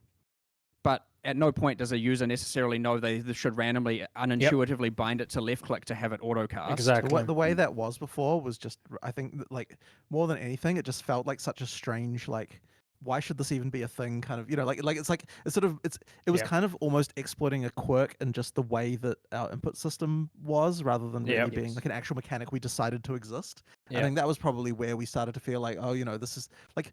Because I remember when I was discussing with Mark, and I was kind of like, this really, like, if you tell a new user about this thing and the way that it works and why it is the way that it is, it's kind of like, this just sounds so dumb. And that's kind of why we were kind of sort of keen to change it. But on the other hand, no, it's an actual game mechanic, and it's obvious to new players. The issue there previously is that, it wasn't. You know, the solution is I say it's a good reduction change in character power due to the fact that you need to have an extra support socket, and you know, without compensation, that obviously feels really bad. So I do stand by the like being able to have a trigger while stationary is an advantage, and being able to use multiple is an advantage. But of course, then we talk about more into socket pressure, right? Using multiple, unless you were already using multiple, you know, isn't reasonable for most characters. So, and we can talk about all kinds of like what the actual solutions would be, but effectively, from my perspective, I come down to if these things are just becoming passive skills, then why are they not just passive skills? That's what I've kind of come to recently. Like, we should probably take all of these, make them like, how is, say, Time of Need not different from Steel Skin? I understand one of them is regeneration and one of them is mitigation, but in the sense that, like, effectively what we're saying, Steel Skin, Molten Shell, etc., is now every 10 seconds do something for Y seconds, which is exactly what a lot of our passives do. And so I was just thinking, like, we could move a lot of these into passives. And then what we could do is actually take what we originally intended for those skills and design awesome skills that are, because they were intended to be reactionary. And it'd be nice to actually design some stuff that is useful for that. Now, obviously, that's a longer discussion, designing the specifics of all the skills. But there are also some objective problems and balance problems that did happen from this outside of socket pressure. And I can at least cover some of them now. So I'll start with, General's Cry. Obviously nerfed by this, right? It isn't nerfed if you were to use it manually. It is nerfed automated. And when you look at it, no one's using it manually. Everyone's using it automated. And when I say everyone, I obviously mean, you know, the majority of people. The majority. So we are buffing General's Cry, and we are doing some other things Warcry adjacent, like I think there's some inconsistencies on a bunch of unique items which have like casting a Warcry and using a Warcry, and we're making that more consistent so that more things work in that regard, but there's heaps of little nitty-gritty details there. Patch notes will hopefully clarify all that. Now, then there's mines, which is a big one. Now, mine playstyle, aside from the annoying having it on left click, going like tink, tink, tink, tink, tink, tink the whole time, and that just being irritating, it is certainly the case that when it is triggering all the time with a support gem, obviously if you now want to have the play style of throwing heaps of mines and then moving to detonate them all at once, which is how mines are meant to be played. You could do that before, and now you can't. So to change that, we've added a mastery for mines, which does the exact same behavior as before, which the mastery says your mines will detonate every X milliseconds while moving, and it will occur the moment you start moving from a stationary position. Awesome. Now, the other third one I'll get into here is, I guess, bone armor from Necromancer. Yep. So, goodbye bone armor. And we have redesigned some of the nodes around there. So, what have we changed? I'll see if I can remember all the details here. I think it's mindless aggression. All these notables are going to probably get renamed due to the theme change, but I'll use the old names just because that's what everyone will know. So mindless aggression is now multiplicative 10% more minion damage and multiplicative 20% more minion life instead of the increased damage and increased speed. This is possibly worse as a 2-pointer at like level 30, but in-game far, far, far superior in terms of actual damage output. You could argue it's slightly worse with spiritual aid, but I think that loss is ultimately inconsequential with the other changes here. Then there's the 4-pointer bone barrier, which we are going to keep the PDR stat and the what we're doing is we're removing bone armor and we're adding a large amount of minion life is added as extra energy shield, which will increase the minion survivability for the amount lost by bone armor. So that should provide a good mitigation against, obviously with the mechanic of energy shield recharging, it'll help a lot towards your minions. Like they take a bit of damage and then they have some time to get it back. And, it's not foolproof, but that's fine. What you have lost is obviously the bleed removal from them. Deal with it is my answer on that one. What we actually did find, by the way, is a lot of necromancers weren't actually using bone armor and a lot were just using molten shell anyway. So I don't know how much of that is actually lost. And I know this is a bit of a rant, but I'll just keep going because, again, people want to know about these changes. What else did we change there? One more thing. Did you change the leech thing, or is that... Yeah, so there is a... It was a minion leech node? Remember exactly. I'll go into the Unholy Might thing first. So Unholy Might, we're actually changing what Unholy Might does, which is better for summoners in some regards, but more so poison summoners, and better for everyone else in many regards. So Unholy Might now is 100% of physical converted to chaos, as well as I think it's 25% chance to apply Wither on hit. So hopefully that is enabling a lot more different unique items, and obviously Sin's Rebirth and all of that throughout the game. But also poison summoners, in theory... don't also now have to use a Wither setup, and so they get some gems there, I suppose. But, that's not exactly necessarily going to be a meta build. But we have changed Extractor Mentis because that gave permanent Unholy Might to monsters, and that means that with CI, now you will have a physical and chaos immunity against monsters, and that was a little bit busted with, Worm Flask shenanigans. So, anyway, that's been... adjusted, and Worm Flask always returns. It never dies. We were experimenting with some leech. I can't remember if we stuck with it, but I think we had a 1% of damage dealt by minions as leech to you as life, replacing the recovery on Bone Barrier as well, which should account for a lot more incoming life recovery. I will double check that and I will post that afterwards just in case, because we went through like 50 iterations here and we're at somewhere. So that leaves one major problem, which is the socket pressure, especially on summoners. And we are actively discussing solutions to that one. I think where we are currently landing is that we want to have corruption implicits possibly on all the different minion base types. So Bone Ring, the Bone Shields, and the minion weapons, which grant various different skills like Convocation, the Offerings, Desecrate. I know a lot of people end up just auto-casting Desecrate and Offerings with the wand, but for people who don't have that's good. And at the very least, generally Convocation is unlinked. We might even do the Golem skills as corruptions too. I'm a bit iffy on that one, so I know generally I shouldn't say things that we're not definitely doing, but I'm just speaking freely on that one. So hopefully that is at Okay. least a temporary solution to So alleviate you some could socket pressure. corrupt we your bone probably do rings need and to get do a more, skill. But doing more in the next week is, you know, probably kind of hard. So I would look forward to hopefully seeing more of that in the future. But that's where we're at with that pretty much. Big rant. It's like Yeah. this automation change kind of revealed just how much of a like very potent band-aid the left click automation was, because it's opened up this whole can of worms of being like, well, it's exposed how these skills designs are all a bit problematic. You know, these ones that encourage you to have them just up all the time, cast off cooldown. These are things that potentially need to be readdressed, right? For sure. Like, I mean, this does happen a lot. I mean, even if you look at the Pantheon change, which was one of the first quality of life things we announced, like, you know, it's like, well, we're going to change this Pantheon thing. Like, surely that's good for everyone, not having to redo. And then all of a sudden it's like, but now I don't want to always have chill effect on and all this. And we're just looking at these things going, Pantheons equals positive buffs. But then there are all these niche builds and Johnny builds that end up with taking these upsides and turning them into, they become downsides. And so now we have to adapt another thing. Like often what happens is we change a system that we entirely think is positive. And yes, either because we've not given it enough time internally, or because again, it's very hard for even 100 people to find things as quickly and as actively as the many hundreds of thousands of people. And so, yeah, we find that there are things we then need to do afterwards to fix. So obviously, we address the Pantheon thing by allowing you on a character by character basis to then disable and enable Pantheon upgrades to fix a bunch of niche builds. But yeah, with a game as like expansive as part of Exile with all the millions of different builds, it is pretty hard to change anything without affecting something. And in this case, it was just we made a change that affected a lot more than we had originally thought about.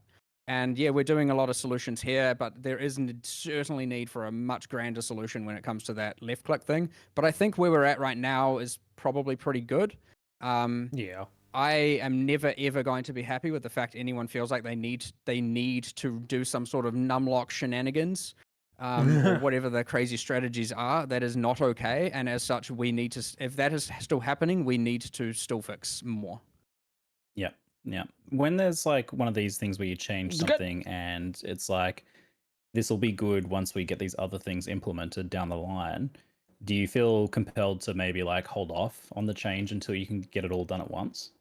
Well, I think sometimes, but I think in this case, I think the lesser evil has been met, and I think that it is worth sticking to this one, especially with us fixing all those actual objective problems with the balance and actual nerfs that occurred as a result of it.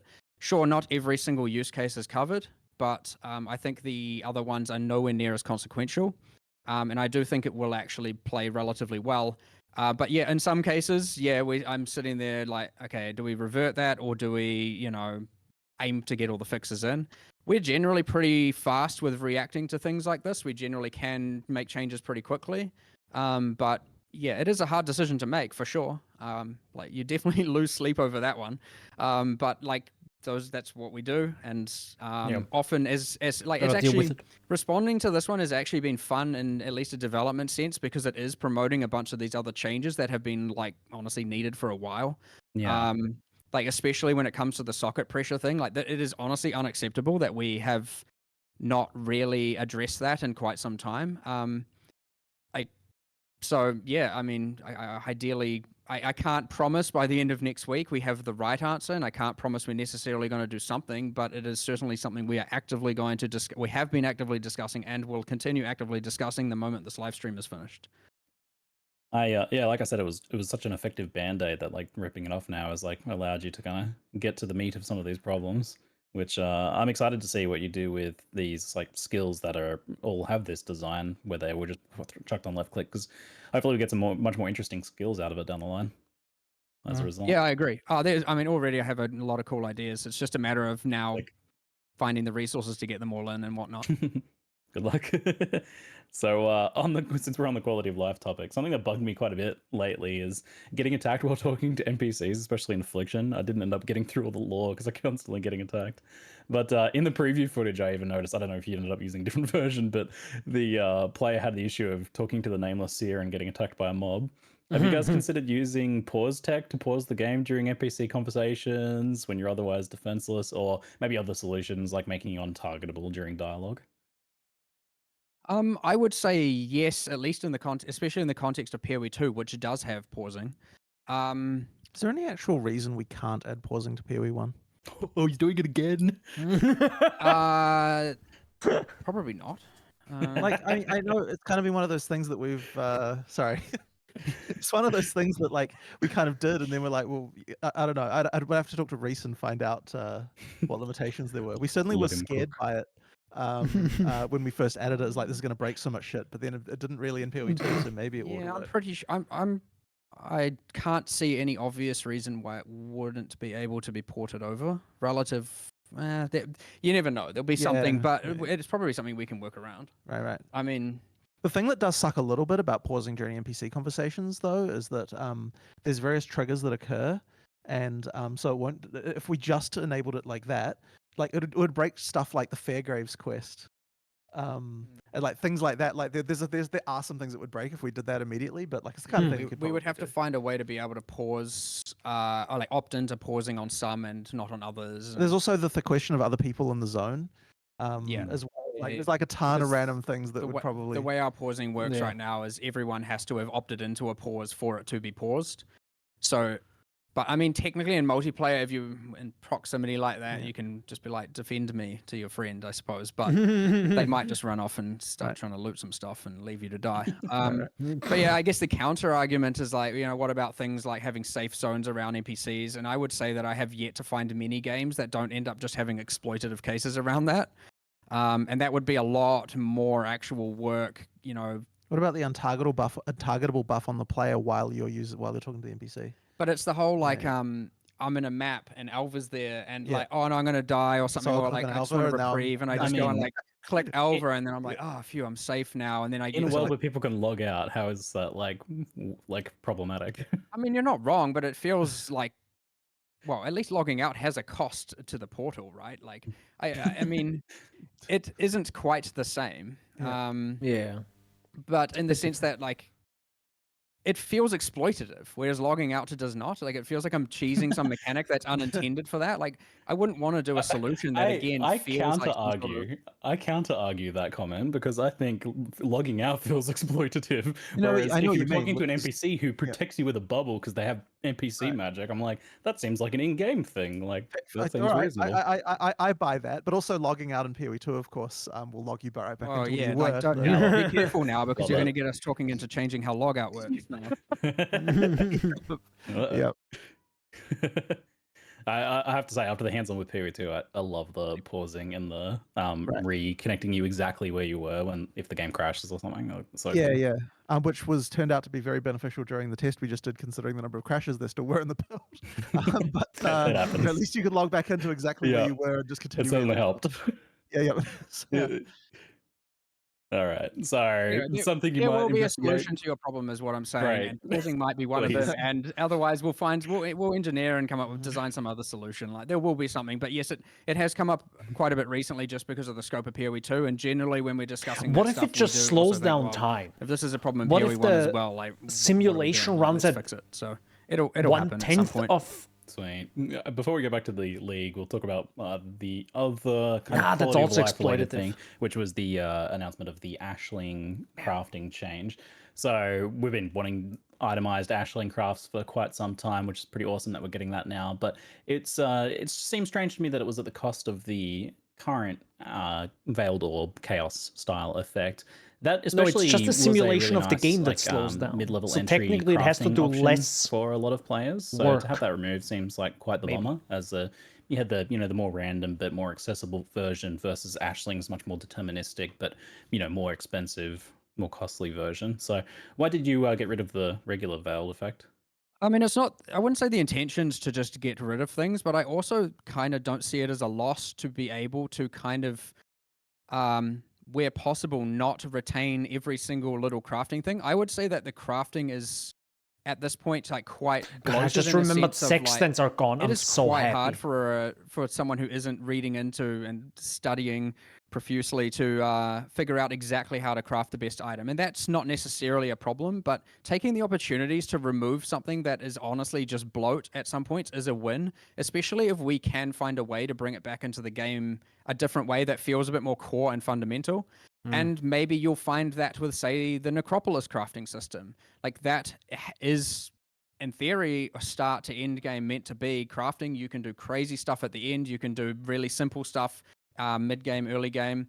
And then obviously when we then go to say, is this coming core? Like, how do we want to do it? If we want to do it, maybe it's absolutely busted in so many ways that we don't want to, we'll see. But there's always more crafting things we're adding. Like, you don't have a shortage of different crafting things in the game. Like, it's certainly a little bit out of control in a good way and in sometimes a bad way.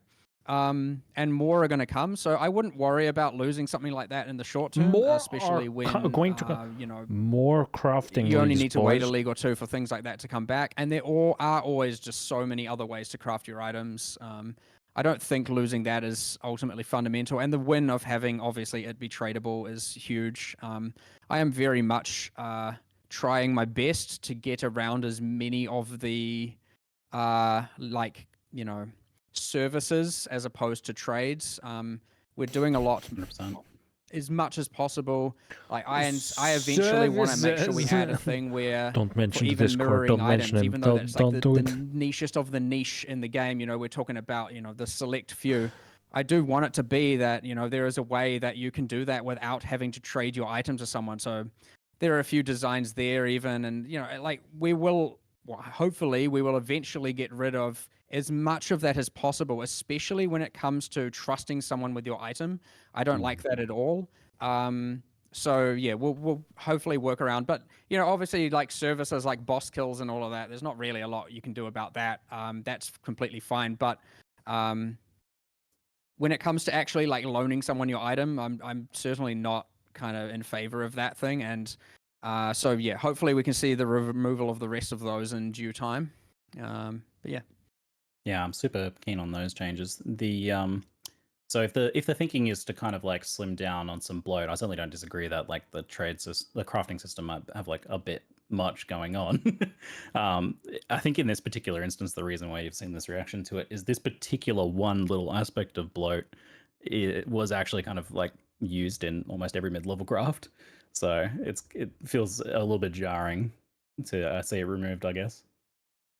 Fair enough, and I guess the answer there is Necropolis will provide one of the most in-depth crafting systems we ever have, and you could argue about Standard League, but I mean, my answer again there is deal with it, and then later on there will be more crafting systems and more new things and more interesting things, so...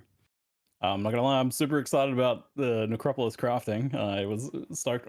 The thing I said after last league, I was like, you guys have to do like some sort of crafting league this time. I feel like it's the only answer to like the whiplash of previous league. So let's talk a bit about that actually. So Affliction was a lot of people's potential favorite league, maybe mine.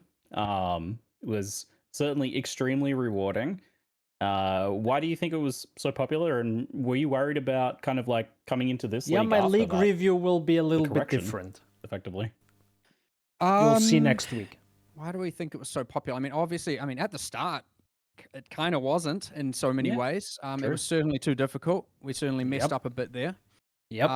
Once and things not were kind rewarding of fixed, enough. Once people kind of got their heads around, or around the difficulty of the character builds to handle the difficulty, yes, it became Magic Find Ruckus League. And at that point, the league doesn't matter anymore. Why was it popular? I mean, it was different. It's not something we had done before in so many regards. It matters, but also it doesn't. New art, and obviously it had bosses, it had all of the stuff, it had so many different kind of reward arcs, and existing old ones put into it, like the omens and all kinds of little things. It just had heaps of little detail. The ascendancy classes. I mean, I'm actually going like that, but ultimately into detail about why it was so popular. I'll talk about the meta. I'll tell in the you, league I've review never had that for the experience first before. time. I've never, been to the point where, well, not quite like this, On the where really it PoE feels like channel, the only that thing left on the filter is unique leather belts and unique heavy belts and a couple other things, and there's still too many belts to try, and you're still just like, oh my god, there are freaking belts everywhere. It was a bit too far. Yeah, to say the least. I mean, even just from a server perspective, the the level of the number of players we could get on a server per server this league was much lower than it has been before, and even that was started to become a bit of a problem. Like, So the primary issue there is actually what happens is when monsters stay alive longer, because Affliction was making things last live longer, they are getting hit more. And when a monster is alive, they cost more than when they're dead. And so the moment, and then obviously when you've got a Stygian Spires spewing out 700 monsters a second, combined with like, you know, the 50% increased attack speed, soul eaters and all of that, you know, you are nothing can survive that level of absolute mayhem. As in hardware wise. So, but yes, there is going to be a bit of a detox to some degree. But on the other hand, we have changed a lot in the endgame to the point where hopefully the meta is so different that it kind of just feels a little bit different as opposed to necessarily like less or worse. There is one other change I'll talk about, and I'm keen for people's feedback. So one problem that we kind of have is that the amount of like obviously if you were to farm mage bloods, headhunters, etc. via divination cards,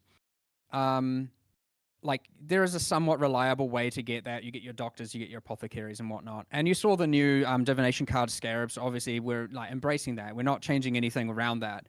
But one thing that I do consider problematic, and we have made changes around, is stacked decks. So stacked decks, a lot of those uniques are coming from stacked decks.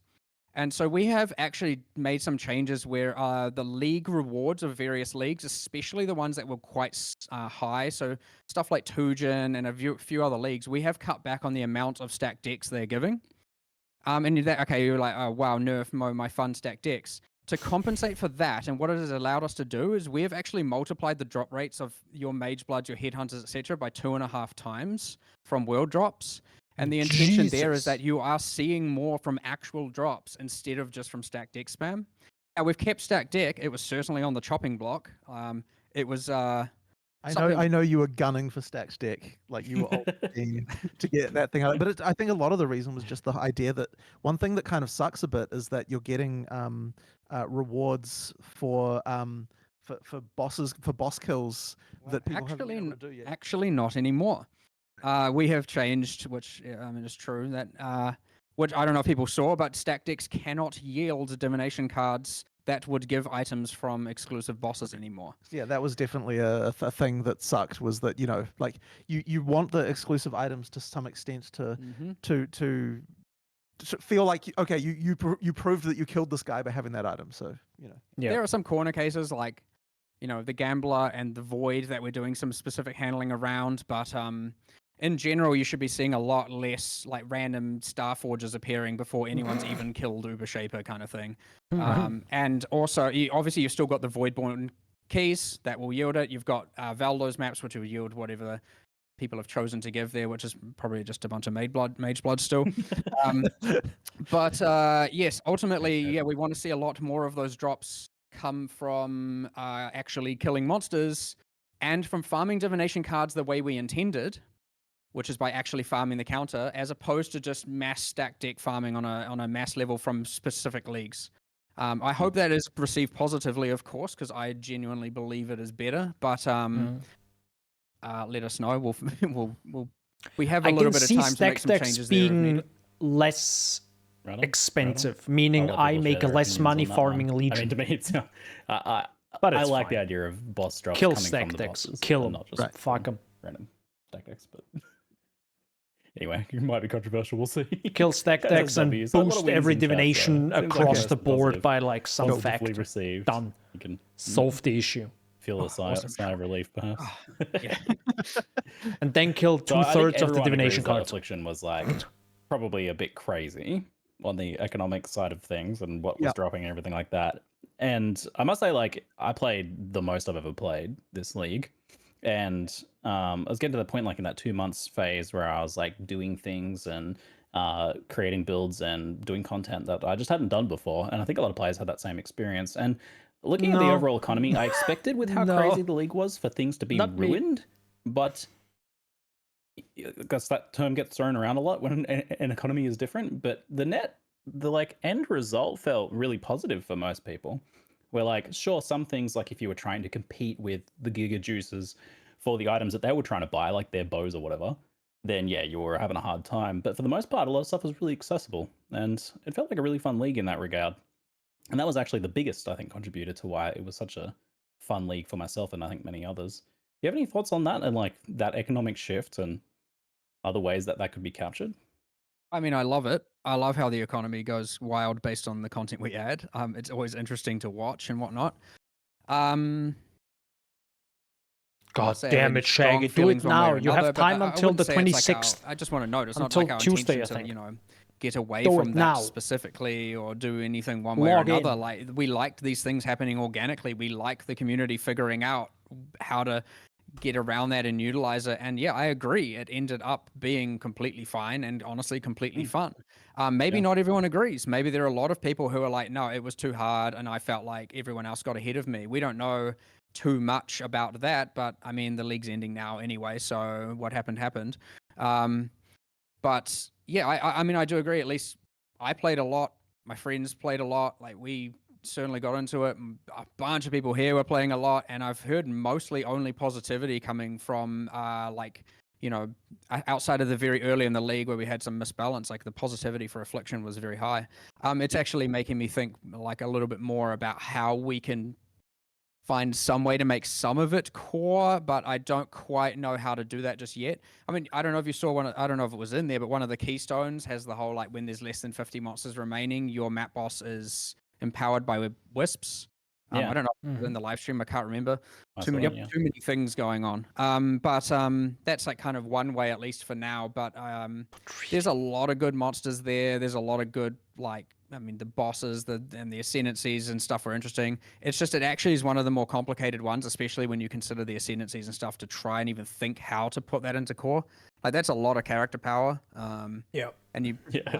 like, I don't know if we will do that, but and ideally, even just the magic finding kind of part of it with some regulation to some degree would be fun to add. But I mean, who's to say the current league isn't going to end up having? Sure, it won't be a magic finding one so much, but with all the crafting and whatnot, it's probably heavily going to, change the economy dynamically, and that will evolve over time as well. So, I think it's really relieving to hear as a player that you guys are like, you liked what you saw with the outcome of that. Like, I think the technical side of how Affliction achieved that with, like, things being laggy and all that sort of problem is not ideal, but the end result was something we really enjoyed. But there's this perception that you guys at GGG are sometimes a little bit grinchy about this stuff where you're like, we don't want you to have items and currency.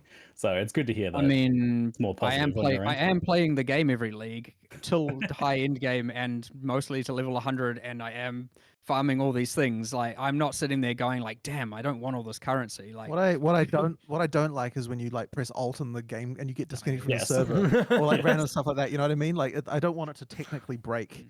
So I yeah. would have a solution I'd to say that one big that shift, I like, mentioned just talking months about ago. playing the game here, and like, But it will I also do break want the video game. to understand like a lot of what all these QOL Convert changes loot to are, something a lot bigger. of what we're doing, a lot of what more will be done.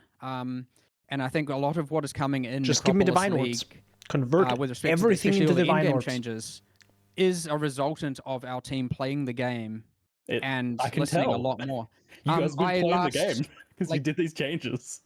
Yeah, we started. So I mean, the whole sextant thing is just like, get me away from this. And I'm Yes. in game going like, Yes. okay, I've just allocated this tree. I'm like, damn, I don't want to play this anymore. And then I'm like, I don't want to have to respec all this, and then it might be wrong again. I want to experiment and try some stuff, and like that's where you then get the loadouts. And obviously I can respec, but I don't want to have to just go trading, which we know is a flawed system currently, and we've spoken about trading a lot and how we are going to improve it PoE 2 and then looking at PoE 1 around that in the future.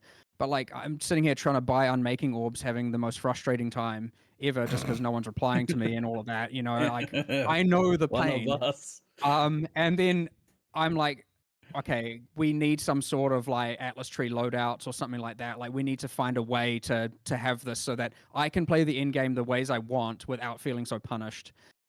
And this comes into another thing, which is like, okay, like Wandering Path. I want to play the endgame my way, but if Wandering Path is quantitatively too strong, then I'm not playing it my way. I'm playing it the way that the meta tells me I have to, because it is too powerful. And so, there's things like that where that comes why we've removed a number of the keystones and whatnot, is because if you feel like you have to do something. And so you could argue, okay, we'll nerf the value. Well, now I don't want to do it at all. So what's the point in it existing? If the keystone is into that binary state of feeling like you have to do it versus not have to do it, get rid of it. That's generally how I feel about it, and add something cooler and better. And the new keystones might end up in the same ballpark. And you know what? Might remove them later and add new ones as well. That's just how it will be. But yeah, anyway, I don't want it to be that the loadouts are like everyone has tree A, everyone has tree B, everyone has tree C, because the keystones mean that you have to do that. If people want to do that, because that's like, metas are metas, you can't get around that. But if it's that feeling of I have to do X, that I want to try and get away from, and especially for multiple leagues in a row. Like if it's okay for one league, you have fun, and then if you feel like you have to do something that isn't enjoyable, go away. I don't want it. Like it shouldn't exist. You love to hear it. You love to hear it. But I have a follow-up question that's completely unrelated. What about the rucksack? Look, you're lucky you got it for those 3 months or 4 months. Oh no. I just no, ultimately. You might see it back one day, but No, I'm honestly surprised that Chris was even okay to even let you do that. I don't think he was okay with it. Really? I think I snuck that you one stuck in. that one in without Well, you weren't okay with it either. Like I wasn't okay. we had a massive argument about it. Oh no. I assumed that Chris approved it. He might have, I don't remember, but anyway, the luxury of the leagues is we do get to try these things for 3 or 4 months, and the importance is I just want Chris walking in from behind right now and being like, is that we do reevaluate it at the end of that staring. and decide, are we keeping it or not? And it is a firm no on this one. And like the good thing is we do, because we have these seasonal cycles, the leagues, we do get to try these things, and we do get to do something that we're maybe not quite comfortable with, just to really test it. And in this case, it's not. It's not staying in. I mean, I have to respect a firm no, but what? Why? What? Why? How come? Well, okay, why? Not to put him. I'm sorry to put you on the spot, but I was okay. I was on one half of the argument. Hang on.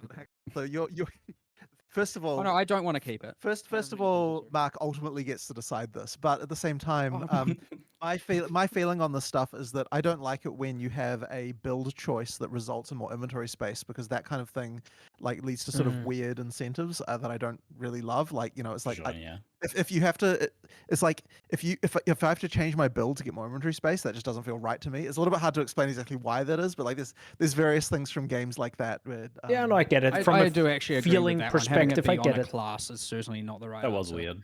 I also just personally don't think. I think inventory space limitation is a good thing. Right. I think that pressure is good, and I don't have a personal problem with playing with it. Obviously, it's nice to always just have more and more and more and more. But I do think that pressure is interesting, and I do think it is important to have pressure on how much you can pick up and leave a map with.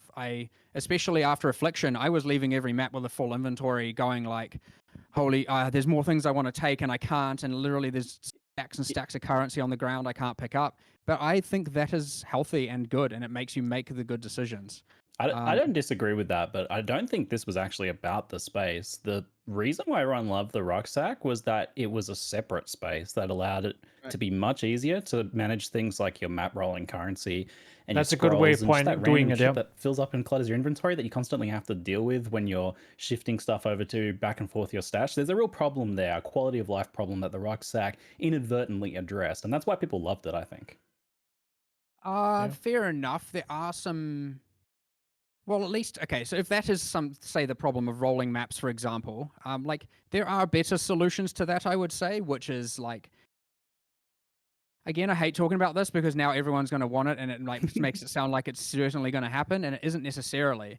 But surely a inventory attached to your map device that you can open that contains your fragments and whatnot. I guess you can't put stuff in it and from the map when you pick it up, I guess.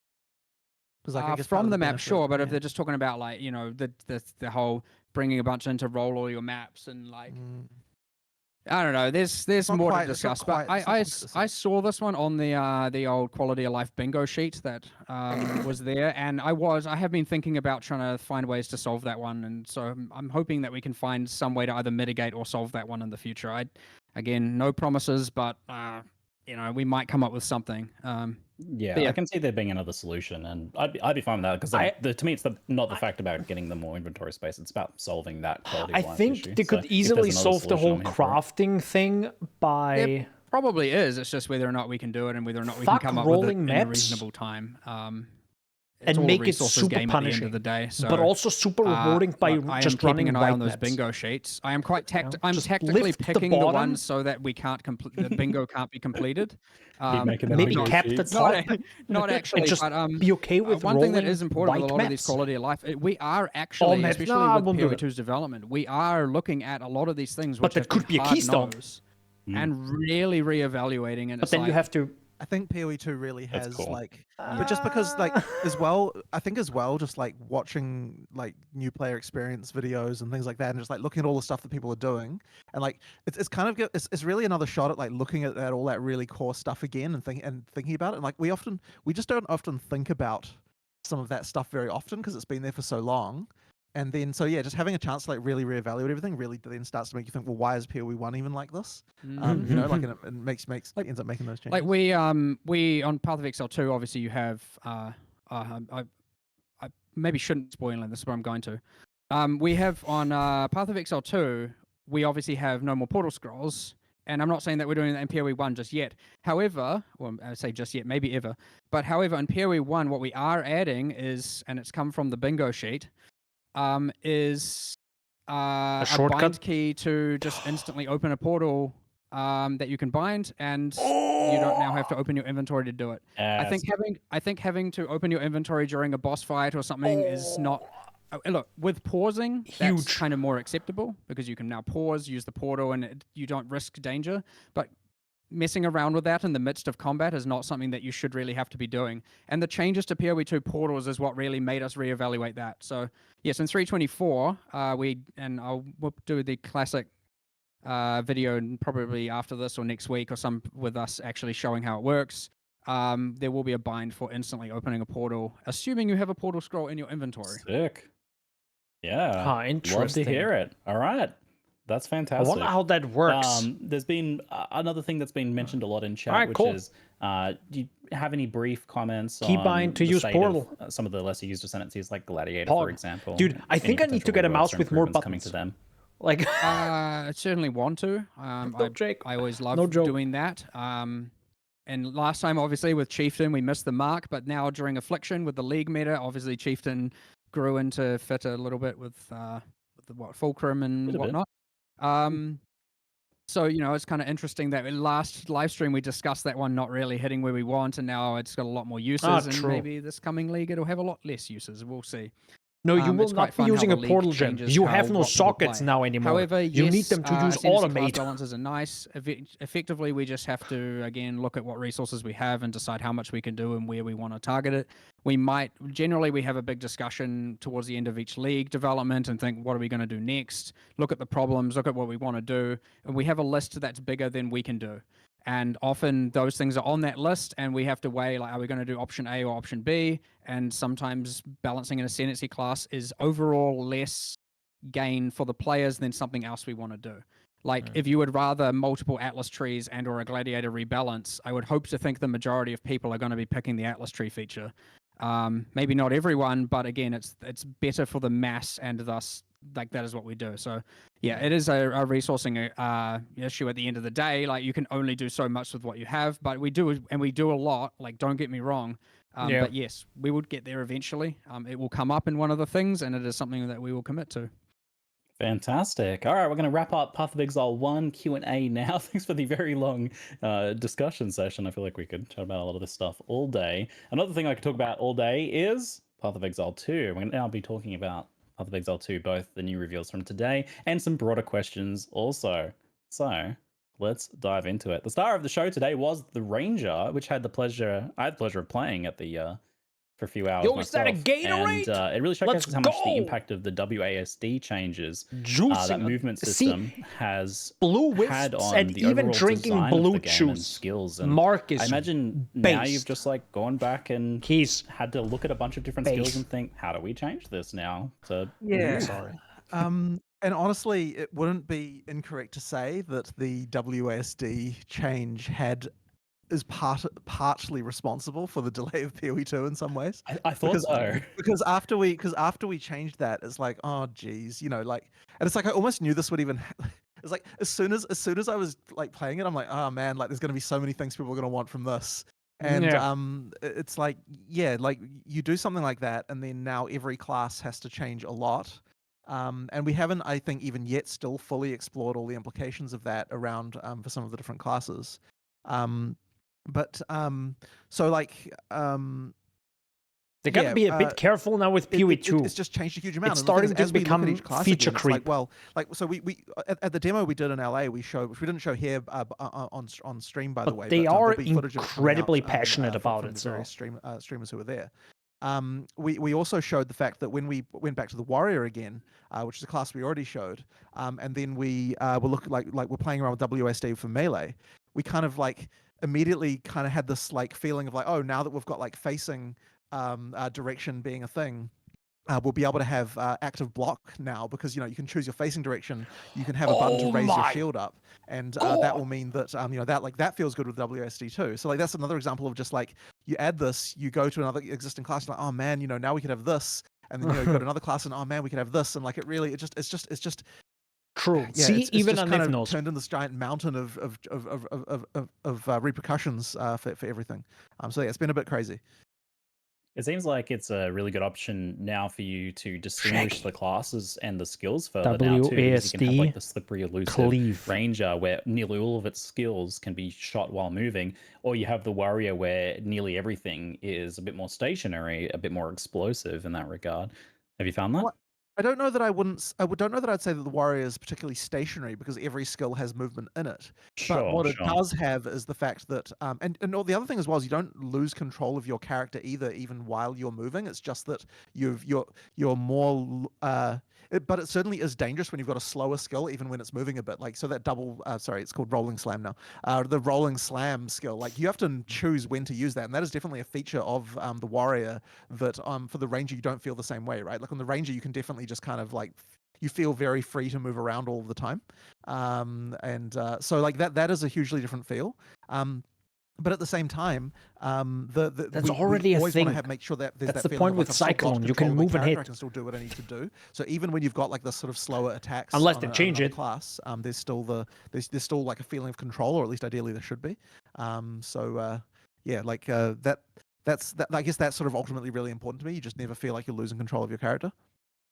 How does the fact that like you'll have these differences in movement between different skills and potentially builds, affect things like boss and monster design, and how do you like balance against Yeah, classes that do have to stop a bit more? this is the other big thing, is that like I tell Mark, hey, we're adding this now, and he's like, oh my god, we have to go through all the monsters Gets again. locked in 8 you know, directions. It was You it was want dodge it to get roll, and locked? then it's like, What? oh Why? no, like we have to go through and make sure like every monster, every skill, everything we have to go, can you be dodge rolled or can you not be dodge rolled? Right. And we have to make that decision. And then it's like, finally we got through all of them. Oh, and here's active block. I'm like, oh no. So yeah, 'cause we've added now an indicator on attacks that implies they're unblockable. That means they're unblockable. But also, all the bosses have to make sure that there's the right ratio of blockable to unblockable attacks. And there's a few things you cannot get wrong. You cannot have the AoE look like one thing and it is actually another thing. Very bad. If you have a telegraph or anything and it looks like it's going to do a 20 radius and it does 30 radius and damage, people will immediately, and even on one boss, people will be like, this game has bad hitboxes and blah, blah, blah. And then the other thing is if you all of a sudden are using active block and a skill that you think should be blockable isn't blockable, and we don't like telegraph that properly, again, you'll have the same problem where you now don't trust that feature throughout the whole game. So it's like, not only do you have to get it right, you have to be ultra meticulous with it and just be like, should this be blockable? Should this not be blockable? You have to ask several people like what they feel, because sometimes it's in a gray area, and generally if it's in a gray area, you have to say yes, it is blockable, because 50% of people will think it is so. And so, yeah, holy, the amount of times you have to go through all those monsters and change everything is not low. But then even with like moving while shooting on the ranger, like because then once again you need to make sure the monster composition of each area has monsters that can catch up to you and hurt you even while you're moving, which is actually a little bit more complicated than initially seems, because just even the smallest amount of movement, like depending on what the monster attack times are, will cause you to not get hit. So then there's like a whole bunch of tweaking you have to do there as well. There's a lot more monsters that have a kind of step or lunge attack as well to counteract this now. I'm a dumbass. Daniel, where's the video? Yes, I know, dude. I have listen, because I'm so much on because I'm so much on YouTube, I have a thing that blocks certain websites. Okay, listen. Okay. I'm trying to be more productive with my life. We had to upgrade the tracking to to target you so that you have to dodge roll, lay down way towards the end of the attack, because then the moment you've got moving while shooting on one class, it's like, well, that means that that class was just trivially moving away from that ability.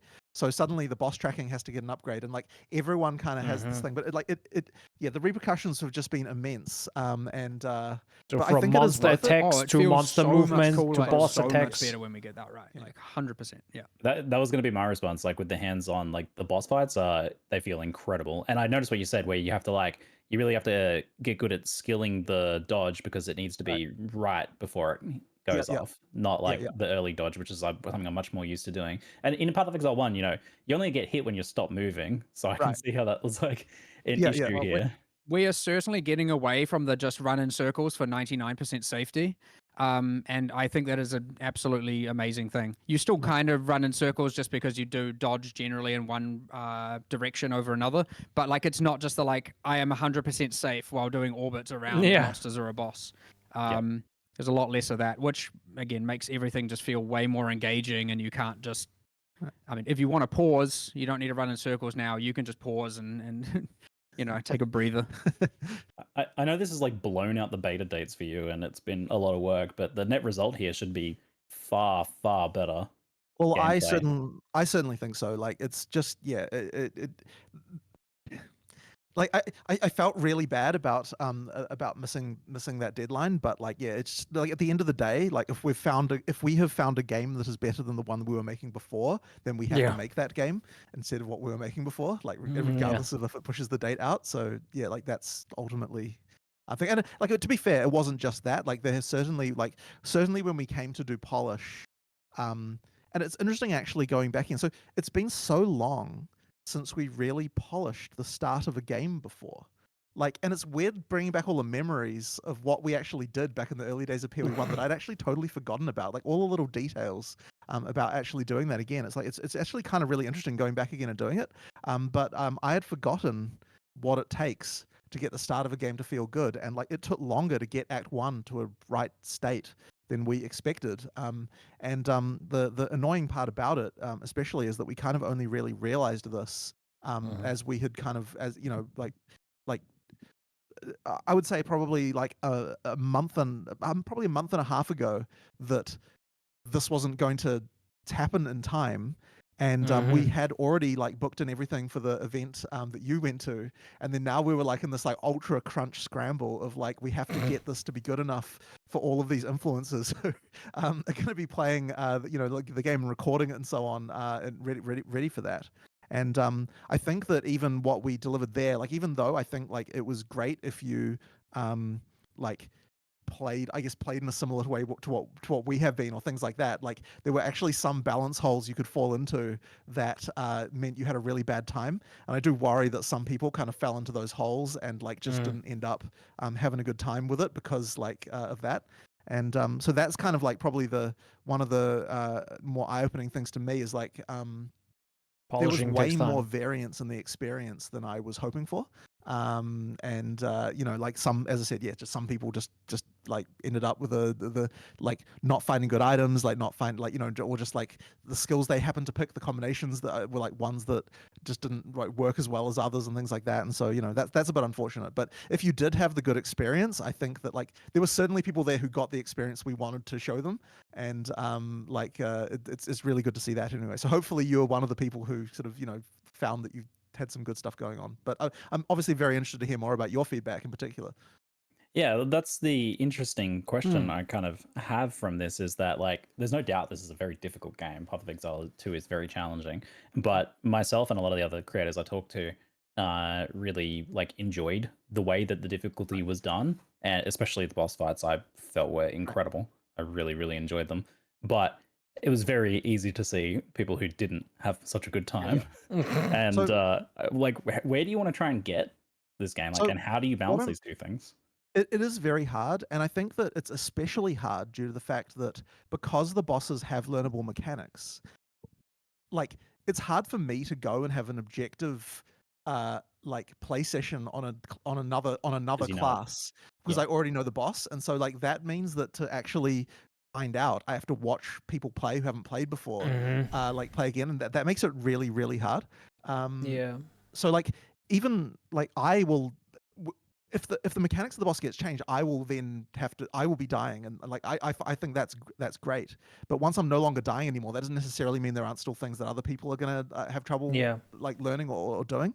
But I think the worst one is that and I think people ran into here as well, is that there's something about the item system in PoE 2 now that's leading to too much variance. And we're actually, I was discussing with Mark before this what's going on there, because there's not obvious to me yet even why that is. Like the things like the amount of IPD you can get in a weapon and so like that, these are basically the same as what they were in PoE 1. We haven't really changed the mod pool very significantly. So like there's not a lot of changes there, and yet the experience that people are getting with regard to whether their items are good or not seems like the variance seems to be higher. So I need to like find out what's going on with that and like see if I can address it. But I think that what it might end up being is that we have to try it. Like it can be subtle stuff like to do with quest rewards or like what's going on with the shop and things like that. Like the we can give people tools to be able to fix their own itemization problems so they don't fall into the whole like I just didn't find a weapon, like that kind of problem. Like it Yeah. really sucks.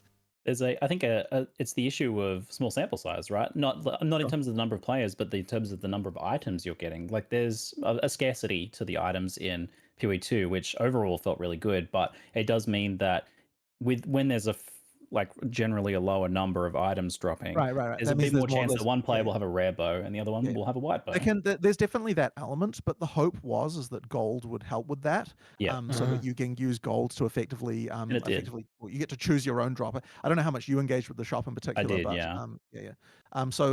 like knowing to go to the like, 'cause that's the thing. Like in PoE 2, the shops matter a lot more because they actually have good items in them. Like there's like Yeah. it's like majority blues and above in the shop. Yeah, like that sort of helps. But yeah, it's like that sort of stuff. Like, but then okay, there's one other thing though that I would say is that and this is another one which I'm not sure about, but it's sort of interesting to me, is that when we've been doing our first time user experience testing, the feedback has not actually been that the difficulty is too high. And I think that might be partly to do with like an expectation calibration, where it's like because these people in those tests have not played PoE before, they're not expecting anything one way or the other about how difficult of an experience it is. So they, I guess, might be kind of like more fine with the difficulty actually, which Yeah, seems kind of they're like, counterintuitive. this is just what it is. This is the Yeah, game. yeah. Like a Right? new player is actually like, oh, the difficulty's fine. Like this is just a difficult game. You know what I mean? Whereas like like a PoE 1 player might be like, this is so much harder than PoE 1.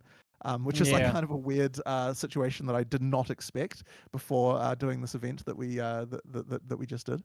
Interesting. So yeah, that's kind of an interesting one as well. But yeah, there's quite a lot of things there that are going on. But yeah, we really have to get that nailed, and it's going to require, I think, a lot of good alpha testing and things like that as well to make sure that everything there is good. It might be a thing where it's just something you have to approach with a safety net mindset, where you have like things like you mentioned having some gold so that the safety net can be items from the I agree. shop. And agree. another 'Cause idea that myself and a bunch of the other creators kind of discussed at the event was the idea of like having a slow passive flask charge generation so that Right. as a safety net, players who are struggling in a boss fight can play defensively and slowly get flasks back that they can use to keep it stay alive.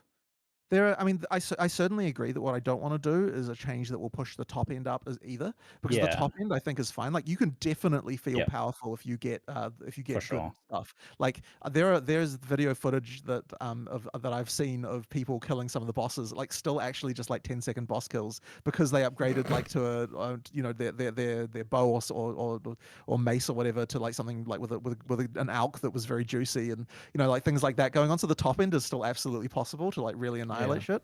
But it's that bottom end, like people falling into holes, that that I'm concerned about right now.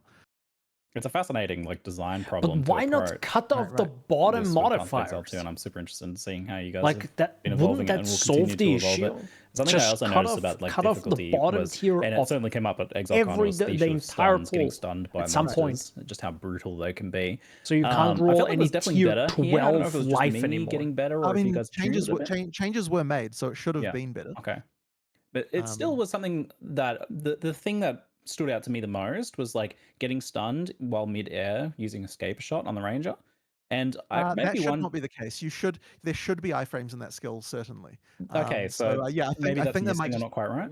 We did have a discussion recently where a number of those like jumping skills should effectively be kind of considered to dodge rolling. yeah. Yeah. We need to add it. It can just get a bit abusive because you can just be like jump, jump, jump, jump. Yeah. And so we need to figure something out with that just to make sure it's not like Well, that was too my broken, I guess. question actually, was like these skills, have you considered the idea of them having like when you are winding up Full you can be attack stunned, speed when and you're, then like, just a winding frost down, you can be shot. stunned, but Boing, boing, you boing, have boing, boing, boing, boing, a boing. short window in there, Yeah. so that you don't feel like you're literally like 5 meters in the air. That'd be good. You're, Yeah. you're getting hit. It looked a bit weird. Yeah. And sometimes it did look quite cool and brutal when like a werewolf would do this like lunging attack and swat me out of the air. And I was like, oh, that's actually you probably pretty want to make sick. it so that when you're 1 meter in the air, you can still get hit, but as you're above that, then that's when the time when it doesn't. Oh, It also looks a bit silly. It also looks a bit silly when you get frozen when you're 5 meters in the air as well. So that one. We need didn't see fall that one. damage. Oh yeah, fall damage. Sure, why not? Yeah. We're gonna have to push the beta back now because you're gonna design like a full Z level system and fall damage and. Well, I take mean, people damage haven't. from I don't height. know. Have we even shown any areas with subscenes yet? I guess we might not have. Uh-oh. I'm not too sure. There are multi-story dungeons and that where you can see from one floor to the other in PoE 2. Ooh, I don't know if love we it. showed that anywhere, but anyway, whatever. Very cool. So it's certainly a shame Love about the delayed beta, though. It's Mm-hmm. pretty understandable given it's not like you hear about the idea of like feature creep in a lot of game design, but here it's kind of the opposite, where it's like core game design creep. Right. It's like you guys have discovered things that you want to do way Right. more impressively with the core game, right? Mhm. But for looking forward to the beta, what will the beta end up looking like? Actually, I've been curious about this. Will it be like a full campaign, a partial Yep. campaign? Will there be Yep. Endgame? Yep. Yep. What's that? Yeah, So just basically, we want okay, look, the intention here is that there's no point getting feedback on something. Well, I suppose it's entirely true given what we just did, but if the game isn't if I don't think it's good, there's no really a lot of point getting feedback from other players. And so what I'm saying with that is that we okay, what I'm really going for here is when we release the game, I want it to feel like I think it's a complete game from end to end and that it's a great experience. And then at that point, we get players to try it and see. Like, I think that betaing just like one act or something, the only value that you could have in that is something like a load test or something like that. But I don't think you can actually get like proper feedback for the whole game. So to me, you have to have the whole game. Maybe we don't have to have every single class, but I definitely think you have to have at least the campaign and the end game there. Now in the beta, what we won't have is so we'll have an end game in the beta, but it won't include all the end game content that the final game will have.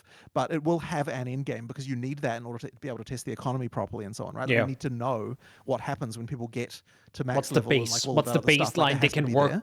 So on? I want that game to certainly the beta should feel like here is a full game. Like I could have just I could have just bought this as a new release, and that like and it would feel that good. But of course, the main thing is that we need to be able to the reason why we'll call it a beta is because we need to be able to still make balance changes and be free with that, right? Because if we couldn't do that, then that would kind of defeat the purpose. So we absolutely need to have the freedom to still make balance changes after that point, but it should still feel like the complete game. Like this is the game, right? Sure, maybe it's missing a couple of classes, but it's that is the game with everything there you'd expect from a full game to have. That's good to hear, because like I think the difficulty with giving feedback after ExileCon was that they were pre-built characters, and that kind of misses the point of the game because character building is such a big part of the game, right? With this event, and this is the reason why we wanted to do the LA event and actually get Yeah. people like yourself to really try that. Once again, we got some really interesting information from that, like looking at that, because there were more holes than I expected. So there's clearly more work to do there. We got to build anyway. characters, and you got to see stuff that you didn't expect, like for sure, used in ways you didn't expect and stuff. For sure. That was pretty cool. You're like, oh, I didn't think anyone would use that skill that way. Well, the one that was the most annoying, that was a total mistake, was the crossbow.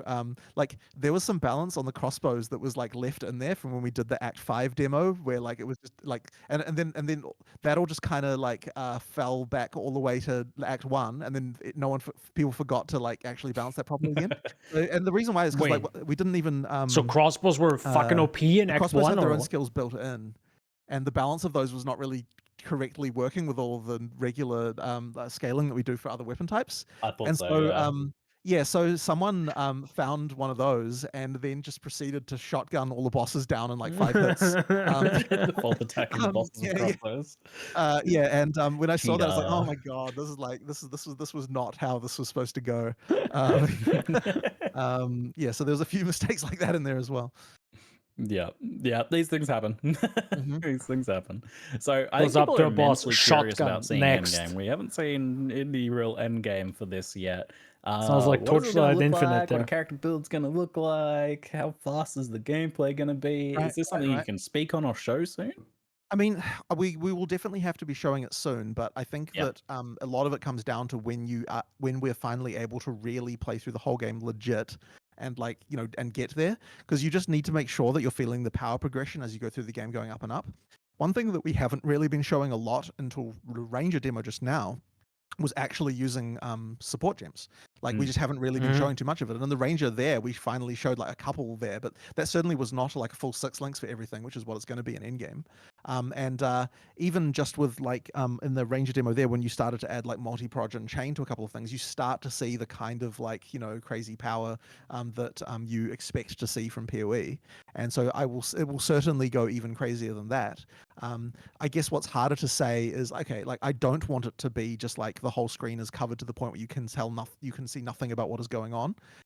Like it needs to still be like, at a somewhat like, just from a visibility perspective, it needs to look reasonable, even if you are like, covering the screen in lightning explosions. There still needs to be some understanding of what the hell is actually happening.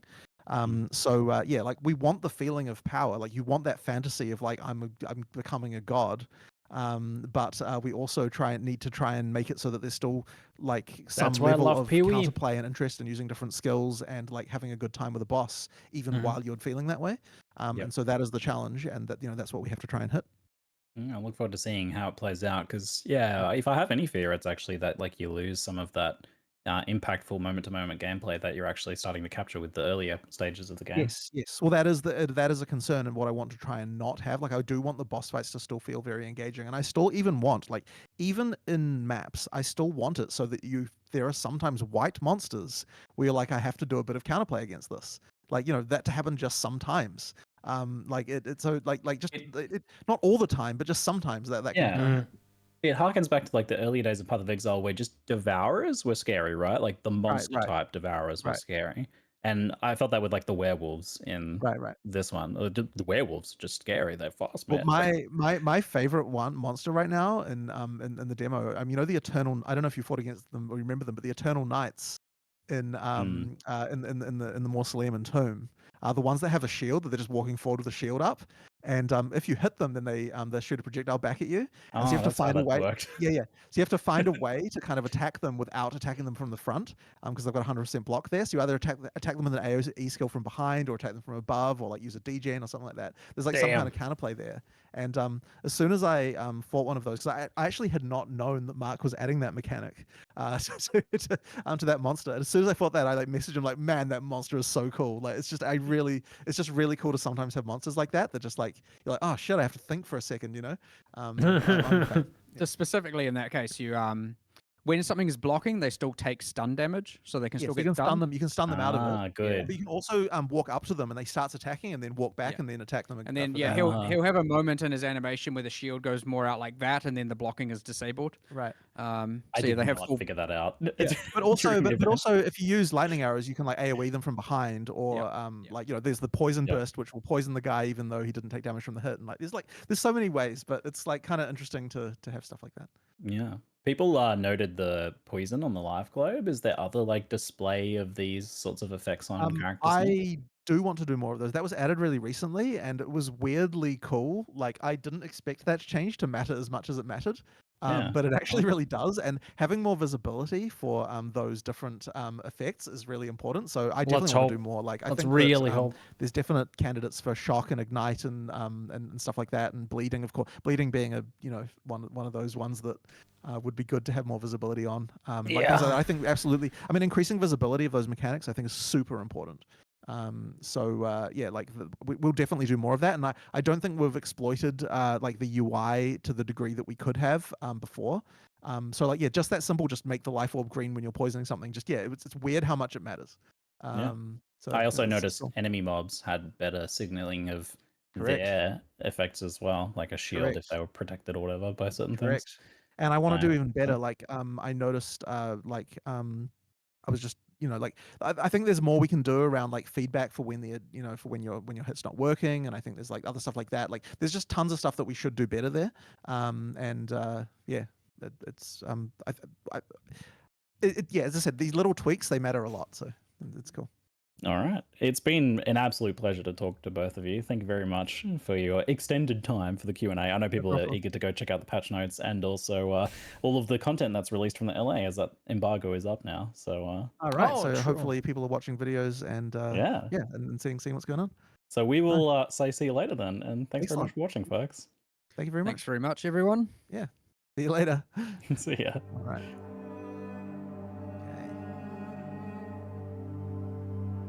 Nice. Nice. That was fun. That was great. That was a good time. That was a really long interview, a really long Q&A session. I love it. Awesome. Awesome, awesome, awesome. And with this, where are my patch notes? There they are. They're here. Oh my god. Yes. Boys, we have arrived. Boys, we have arrived. First of all, though, always check, always go to your account, digital downloads, and download the soundtrack. And see if they updated something. That's number one thing. Last leak, they didn't update it until a very long time. I think they were just a little bit busy. But usually, previously, when you download something, so for example, when you download, oh, this looks a little bit weird here. I'm sorry. But yeah, previously, when the patch notes dropped, they also dropped the new soundtrack, and you could get a little bit of a taste of the new soundtrack they added. So, in the meantime, we could have... Oops, that's a bit loud. There we go. That's a little bit loud. Is that good? That might be good. That's downloading. All right, well, patch notes, boys. Content update 3.24 Path of Exile Necropolis.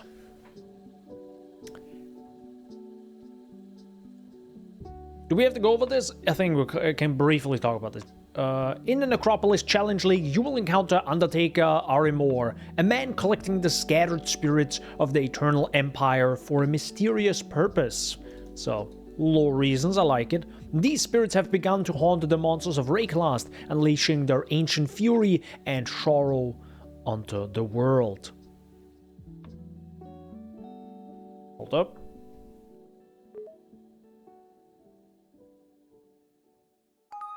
Don't worry about it. You haven't heard anything. Let me check real quick. Extended, expansions. Necropolis is not in there.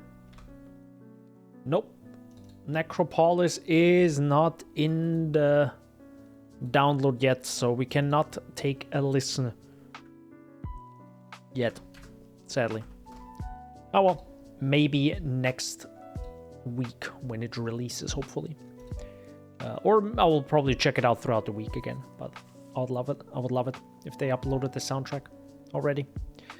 So, the Undertaker bestows you with the Lantern of Arimor, a powerful family heirloom which illuminates the spirits haunting monsters throughout Rayclast. With it, the Undertaker hopes to employ you to rid Rayclast of this menace and further his cryptic cause. Examine the spirits haunting Rayclast by peering through the Lantern of Arimor. The lantern allows you to manipulate the spirits, letting you configure which monsters they haunt. It would be wise to take your time with your decisions, for the spirits are not forgiving. The Undertaker's mysterious soul experiments can coalesce into powerful items. Take the corpses of haunted monsters to the Necropolis, bury them in one of the many graves in the cemetery, and exercise them to forge items from their souls. So yeah, we've already seen that, and looks pretty interesting. A very crafting heavy league. We'll see how good it truly is. It always matters, right? It can always look cool, and I want it to be cool. And I hope the low end is good and the high end is potentially as powerful as Harvest, like past nerf, you know, not pre-nerf. Jesus Christ, pre-nerf Harvest was insane. Still, I hope they maybe add a lot of these. You can balance this a lot easier by just reading, I think, the modifiers. So for example, if you want to have an actual good item, you could, for example, maybe add multiple corpses that add the reroll effect, right? So it has one tier higher. So if you add 4 of them, it rerolls 4 times to have 1 tier higher. So hopefully long term, or over the course of you know, having multiple corpses and adding what you want, you also add this, and then, you know, a massive item comes together. I think it's a little bit, I can see this becoming a little bit of an issue, maybe long term. I hope there's some sort of like control left click option to click the grave and then control left click the modifier in the UI, so you instantly add it, so you don't have to click it and click enter, because we'll be crafting a lot, we'll be playing a lot, so making it easier and giving some quality of life to that would be pretty cool. I hope that, at least, because otherwise, you know, less people will play it, and thus, you know, people might stop playing it early on. Same with the Crucible Forge, for example. Cool system, it's just a little bit too tedious to get to the actual fun part, and thus people stopped, you know, doing it as, you know, as you went along with the league. But if I can get actually good items this time on my own without having to, you know, spam essence and scours, that'd be cool. That would be awesome. The following uniques have been added to the core drop bowl: Storm's Gift, Nametaker, Pragmatism, the Burden of the Shadows, the Flawed Refuge, the Trickster Smile, and the Untouched Soul. Added a new intelligent support gem, Sacred Wisps. Supports attack skills that can be used with wands. Supported skills can only be used with wands. Cannot support Vaal skills, minion skills, movement skills, or skills used by totems, traps, or mines. Summon Sacred Wisps is triggered by supported skills to summon Sacred Wisps, which use the triggering skill when you do. So that's kind of a way, I guess, of doing the whole Skitterbots thing, just with wand skills, so that's kind of cool. Really makes me want to play a wand skill. Like, really makes me want to play one. But I'm 90% sure it's a bad idea at league start. Really sure. Like, is there any good wand skill you can play at league start?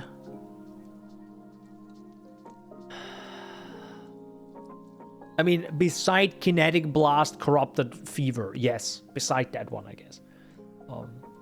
And even then, just use Split Arrow, bro. Automation, we have read that. Call to Arms, we know about that. The added Transfigured versions, Artillery Ballista, Elemental Hit, which is going to be pretty cool. Ice Shot, pretty interesting as well. I saw it a few times in the footage, and I'm like, I think I've never done an Ice Shot build.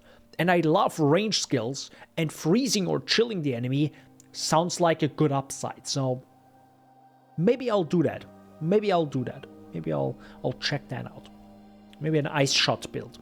Incinerate, Kinetic Blast, Poisonous Concoction, Summon Holy Relic, and Tornado, which would be fun if there would be a tornado version that actually spawns tiny tornadoes. That would be fun. We'll see if that happens. We'll find out. Added a new currency item, Veiled Scarab, which reveals a random scarab when clicked. Okay, so that's kind of like a similar to a stack deck, but it's a scarab, I guess. Interesting. Veiled Chaos Orbs have now been renamed to Veiled Orbs. Interesting. Okay, I actually didn't know about the name change. I thought they're still called Veiled Chaos Orbs. I think they still look like a chaos, though. They just have also, they're also renamed, which is fine. You know, there's something different now, so, you know, rename them, remove the chaos part. The following currency items have now a stack size of 20. Exalted Orb, Regal Orb, Divine Orb, Stack Deck, Crusader's Exalted Orb, Redeemer's Exalted Orb, Hunter's Exalted Orb, Warlord's Exalted Orb, Enkindling Orb, an Instilling Orb, Tainted Exalted Orb, and Eldritch Exalted Orb. So all of them can now stack up to a size of 20. Pretty cool. Helps with buying big stuff now. Added Cosmic Decaying, Awakening, Synthesizing, Reality, Devouring, and Blazing Fragments. So those are, I think, the new uber pinnacle things, you know, the way to actually get into those boss fights now. Added 14 new unique items. All bit interesting. Added minimap icons for strongboxes. Yep, that was a teaser. Very nice. When upgrading a Pantheon power with a Divine Vessel, the upgrade will now be applied for all of your characters in that league. Using a Divine Vessel when you already have the relevant Pantheon power from a map unlocked will toggle the upgrade for your character.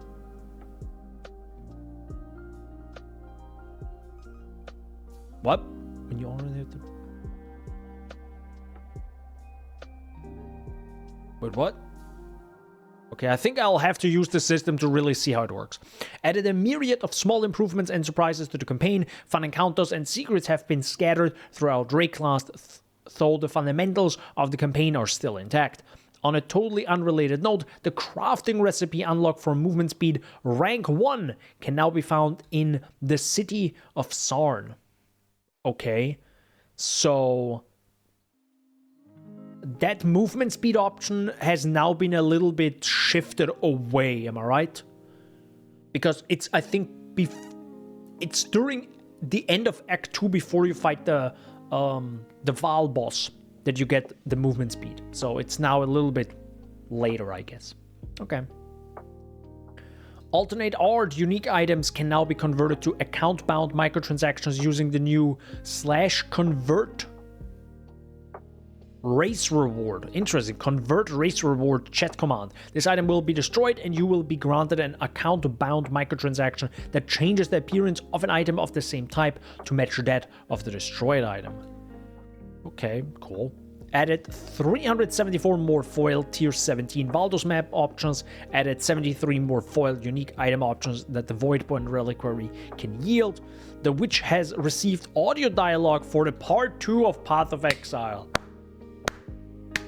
Love it. Let's freaking go. Love those. I've actually played now with the Duelist and also with the Templar, more or less past, like, through the entire story, because I was like playing around now at the end of the league and wasn't really worth it. Either way, I played through the story like 4 more times or something in the last week or 2, and it is just really nice hearing more dialogue. It's just freaking sick. So I'm really happy that the Witch has now also received the audio dialogue. So makes me very excited, because I was looking Bane boys. Might be playing Bane. That's my league starter. It added a new trade notification sound and increased the volume of the party invitation notification sound. That's pretty cool, because it usually is a little bit too low. And, you know, I think they also realized that you sometimes hear something else in the background. You may be in a Discord call and maybe you don't hear the trade in notification, so now it should be easier. Shield Crush of the Chieftain has received new visual effects, updated the skill icon art for Incinerate, continued to incrementally improve the sound, art, effects, and environments. As always, I love these changes, and that's why everyone should have the sound on and actually play the game actively without being distracted by too many things. Like, the first playthrough should always be with sound on and fully immerse yourself in that game, because it's a beautiful thing. Yeah. And I'm totally not saying this because I literally wrote that line in my script today for the video that I should have recorded, but I didn't record because I was partially lazy, but I also wanted to play Horizon Forbidden West. Anyways, league review coming next week. All right. Endgame improvements. Good lord, I don't know how long I can actually deal with this. I do have vacation tomorrow, but we'll see about that, how long I can handle this. In 3.24, we've made a plethora of changes to the endgame, introducing new bosses, adding another tier of maps, and streamlining the Atlas. The most difficult and most rewarding content in Path of Exile can be found in uber pinnacle bosses, such as the Maven and the Searing Exile. Currently, the only way to access these bosses is by allocating specific keystones on the Atlas passive tree, and now we know they're gone. Now they have specific things, and you only get them from, I think, tier 17, if I'm correct now again. Yeah, these, in addition, the difficulty jump between the pinnacle and uber pinnacle bosses was relatively large, and there wasn't obvious content available that could bridge this gap. Many players would give up to their character before being able to defeat uber pinnacle bosses. The cosmic wounds has been removed. Instead, we've added a new set of fragments that can be used to access the uber pinnacle bosses. These fragments can be obtained from the new tier 17 maps we're also introducing with this patch. Tier 17 maps have 20% quality and are unmodifiable, so kind of interesting. There are 5 new tier 17 maps in total. I wonder how they are going to look like on the Atlas skill tree. I feel like they're separate. I feel like tier 17 maps are separate now. So, yeah. The Dark Seer unique scepter now has +2 to level of all spell skill gems, +1 maximum mana per level.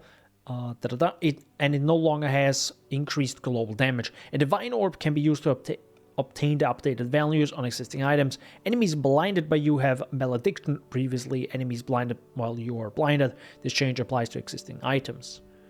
Okay, Dark Seer unique item.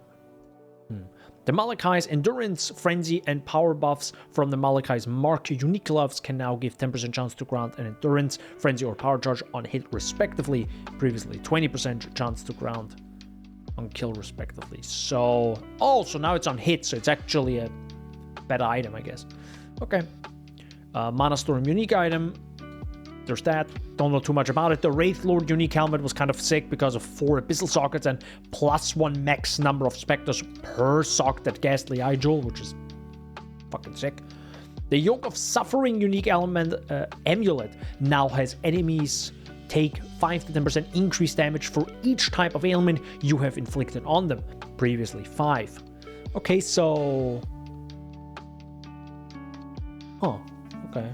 Uber Pinnacle bosses now also have completely distinct unique item drop pools from their non-Uber counterparts, providing a reason to farm both versions.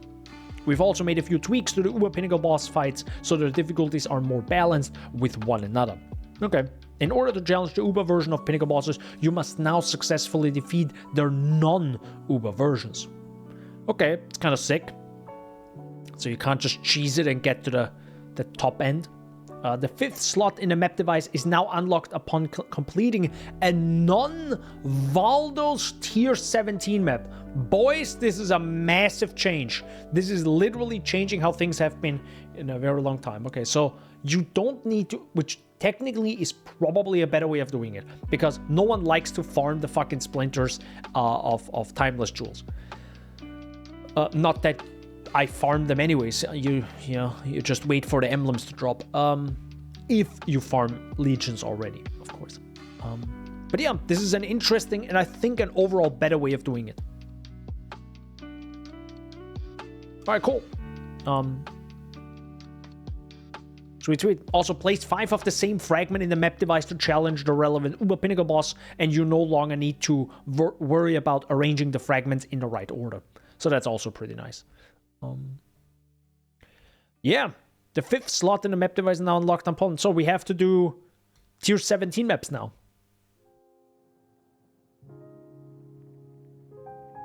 And they're randomly rolled and unmodifiable.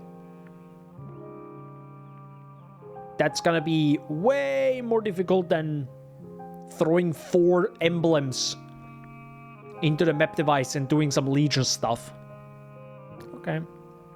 With every expansion added to the game, we have been increasing the complexity of running maps. It's at the point now where a player must repeatedly execute a large sequence of steps to run maps efficiently. It can be easy to forget critical steps, and it can be tiring to repeat them.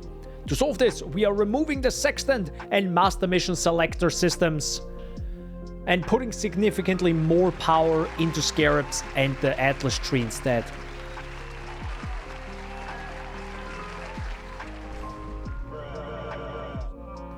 Yes, that was the wrong sound effect. Don't worry about it. Yes, fuck Sextants. Thank frick.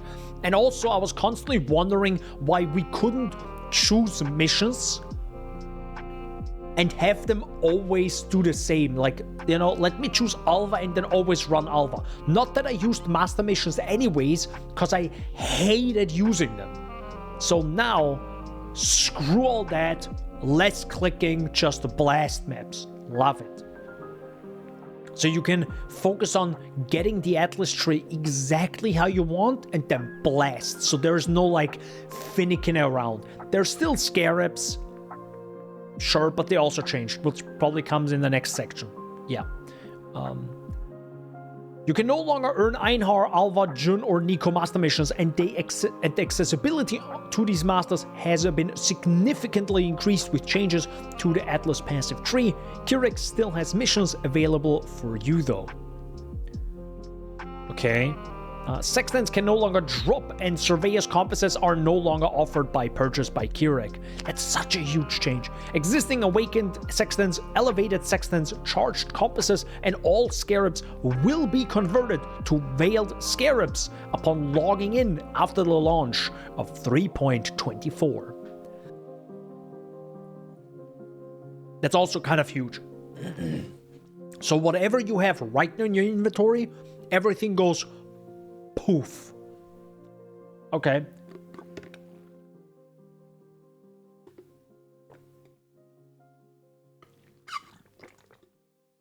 All right.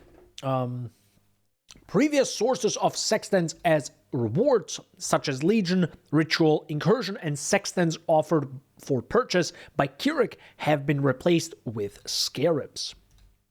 Inscribed ultimatums that require awakened sextants as a sacrifice now require stacked decks instead.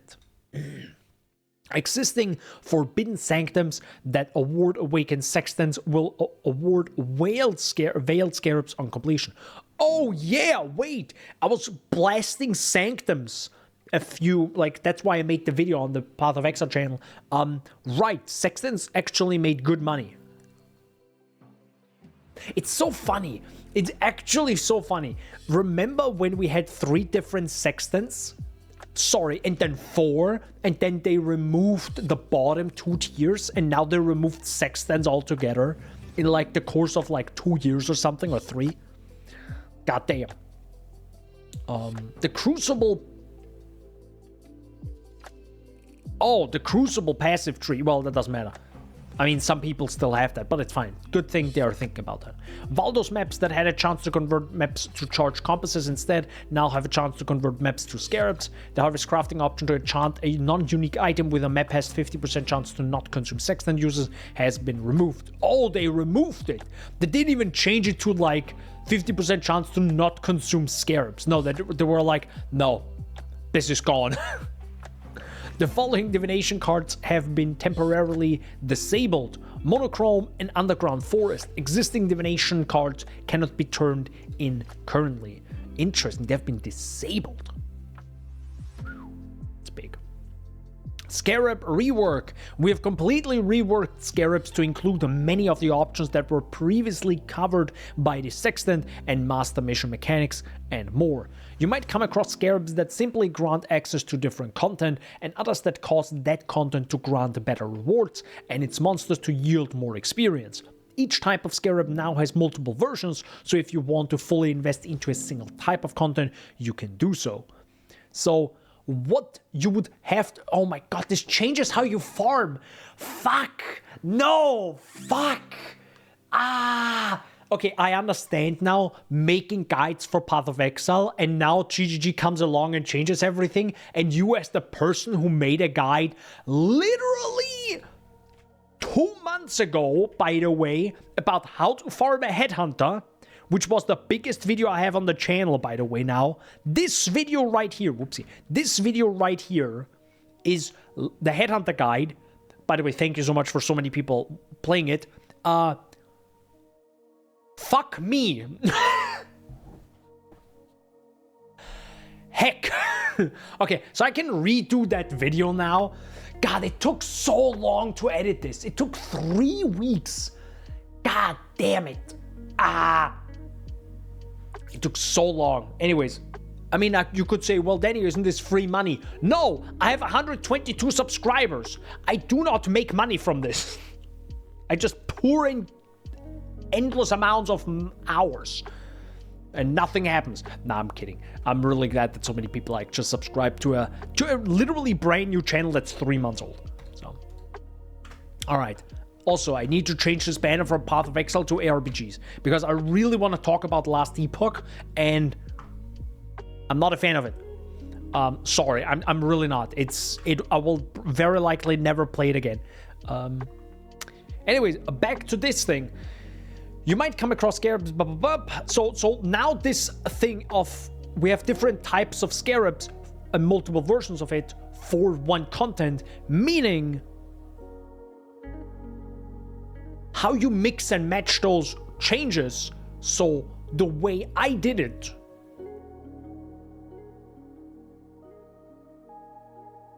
I need to make a new headhunter guide. Fuck me.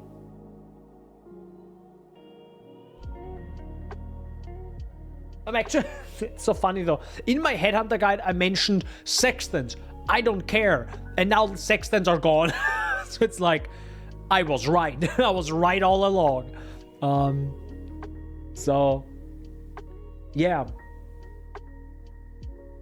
Well, I will have to play it. I will have to play, see how I get my headhunter, and see if I find interesting new ways to make more currency. We'll see. We'll see. There will be some fun time. I will very likely not focus too much on the league because I can't focus on the league.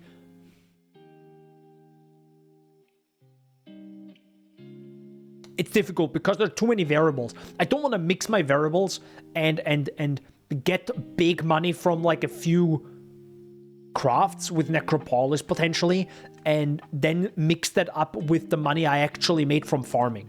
Like, kind of want to separate those. And no, I'm not gonna like buy 2 quad tabs and put currency in different tabs. Fuck that. No, I'm not gonna do that. Yeah, interesting.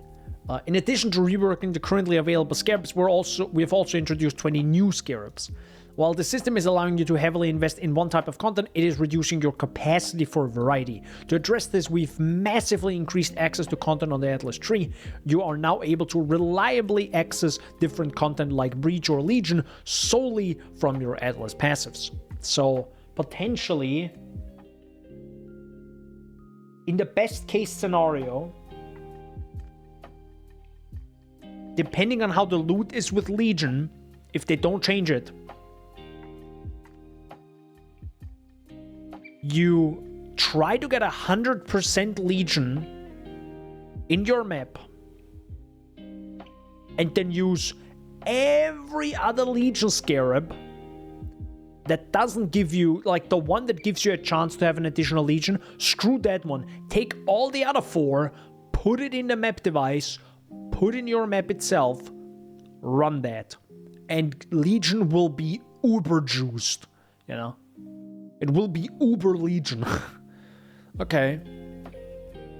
That might be my strategy.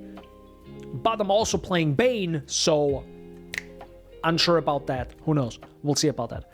Incursion, Delve, Betrayal, and Bestiary are now accessible through Scarabs and have more reliable investment options on the Atlas tree. Not only this, you can now have Alva, Nico, Jun, and Einhar all appear together in the same map.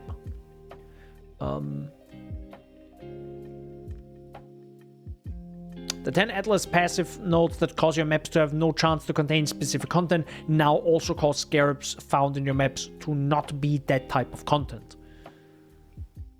Okay. Scarabs can now have a stack size of 20, previously 10. Sweet. So doubled. Or no, well, not, yeah, it's doubled, but I think it was 10 before, right? I don't think they changed this since ever. Can we finally have like 10 essences, please, for the love of God? Please, and not 9. Previously, vendor recipes for scarabs have been removed, though we have added a new vendor recipe that can be used to trade 3 scarabs for a single scarab of type different from those vendored. Okay, so if you throw in 3 things that you don't want, you now get something that you may want. Okay.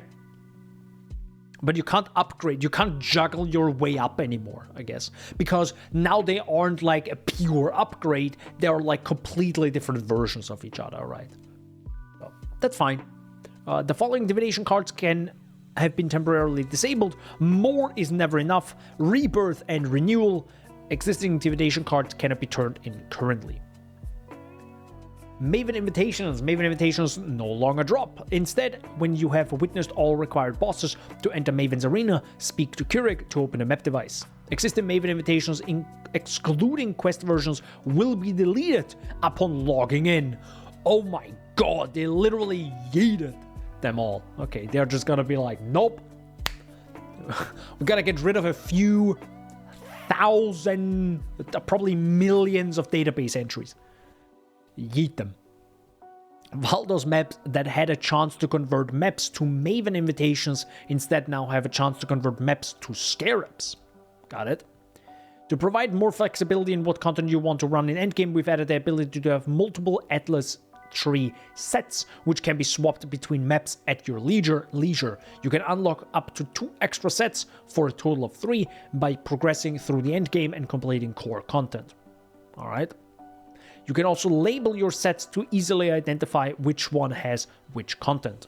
During the Necropolis League, there will be support for the League on the Atlas passive tree. We've added 4 clusters that allow you to enhance the gameplay, which is nice and love seeing that. You can actually have that the Atlas passive tree. By the way, they're also calling it Atlas passive tree. I have to change my script.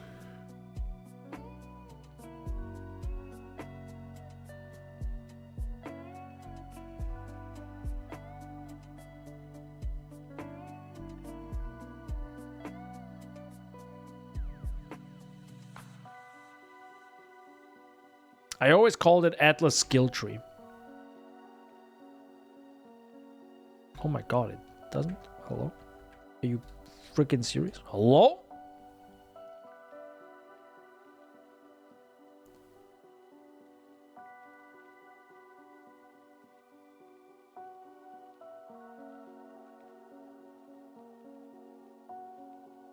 What the fuck? It doesn't let me... Wow, that was a weird bug.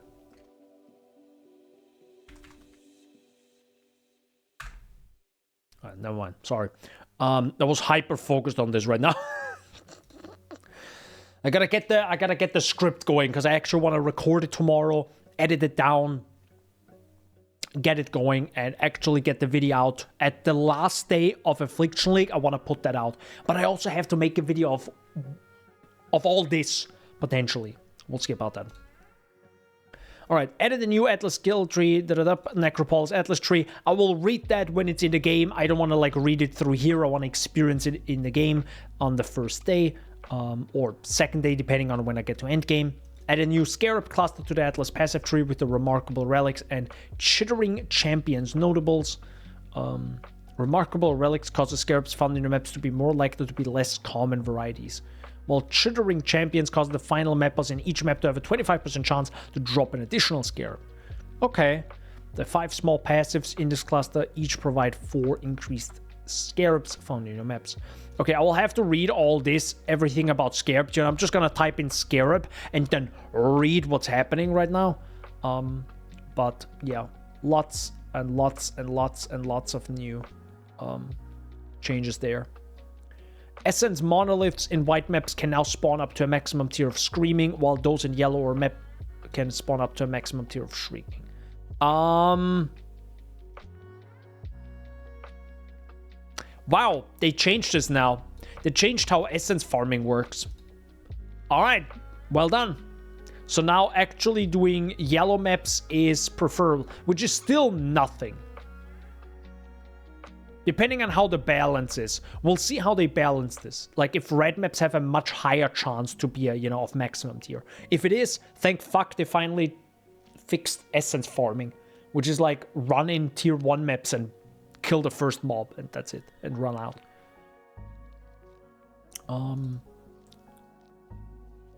All the safe house changes, a bestiary recipe, which I don't really care because bestiary, sources of divination cards drops from league content such as Legion Blight, can instead drop stack decks.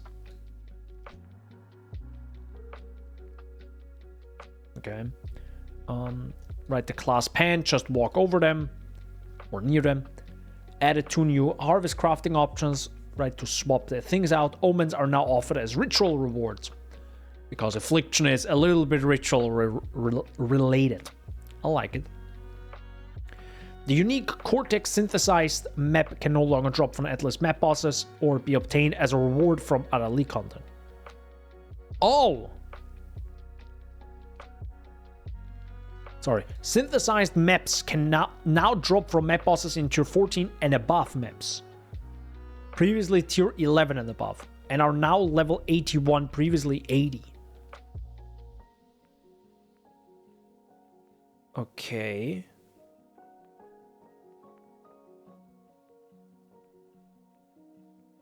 Okay, interesting.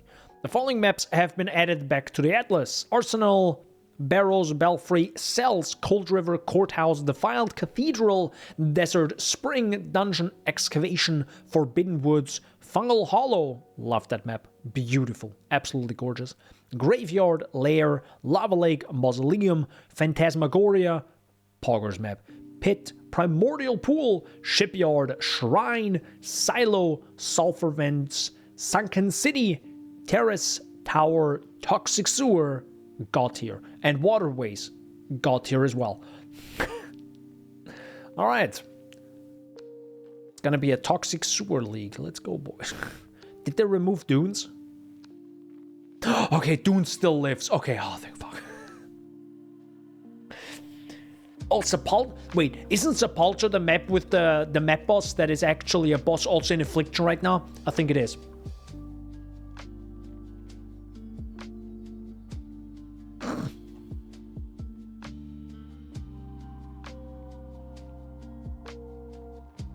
Yes, I'm adding this to my script. Because I need to record that footage before it's gone. You have no idea. I'm stressed. I'm so stressed right now. No. Map tiers and locations have been shuffled through. The pin locations for maps have not changed. Most maps are now initially found at a different tier. Got it. Some of the map bosses you are required to defeat to upgrade pantheons have changed. Classic. The Gentleman can now be found in the Arsenal map. The Insatiable... Oh yeah, those are just the divinations. Keurig mods. We have... Legion, boys! Legion. Dude, Legion at 5 chaos is literally free. I tell you that right now. It's literally free. Oh, it's beautiful. Even Harvest is 6. Ambush is 7! That's... Who at GGG decided that? Why is Ambush 7 chaos? Doesn't matter. I'm gonna play Legion all day. Doesn't matter. Don't care. I'm good. I'm okay. Player balance. The soul leader buff has been reworked. There is now a maximum number of 45 souls that can be consumed, with each soul providing 5% increased cast and attack speed. For monsters, this buff also provides 2% less damage taken per soul consumed. 1 soul is lost every 0.5 seconds if you have not gained any souls recently. Huh. Damn, so you have to kill very quickly for Soul Eater to be really good on you. Maximum chance to block attack damage or spell damage can no longer be raised above 90%. Huh. Instant skills can no longer be bound to left click. Yep. The Unholy Might buff no longer grants. Yep, that was explained. Actually sounds goddamn awesome, you know? Now it just 100% converts physical to chaos. By the way, you can get an Unholy Might buff just through 1 mastery on your minions. So that's awesome, because now you don't need the gloves anymore that converts to chaos. You just have it now. Well, yeah, and I think that's period. Well, if you have the Unholy Might buff, to be honest. With the gloves, you always have conversion. This only applies to when you have that buff. So maybe you can figure out a way to always have that buff. Who knows? Monster life increases in tier 17 maps no longer apply to the life of corpses in those maps. Interesting. That's, I guess, to balance a way to, you know, cheese it a bit. Absolution of Inspiring increased and reductions to minion damage now also apply to skills damage at 250% of the value, previously 200. Absolution of Inspiring, I actually don't know what that is. Was that the big guy, or were those the little ones? There are a lot of skill changes, but I don't see Bane on that list, so I don't care. I'm good. Essence Drain. What is that? Essence Drain of Desperation. Oh, it's just that special. Well, now deals 50% more damage over time at all gem levels. Now has a loose life and energy shield equal to 0.3 of debuff damage. Okay, so take a little bit more damage. I've never actually used that because I couldn't play everything. Frostblink now has 250% effectiveness of added damage, so Frostblink Ignite, which Subtractem really enjoys, has now become better, I think. Pretty interesting.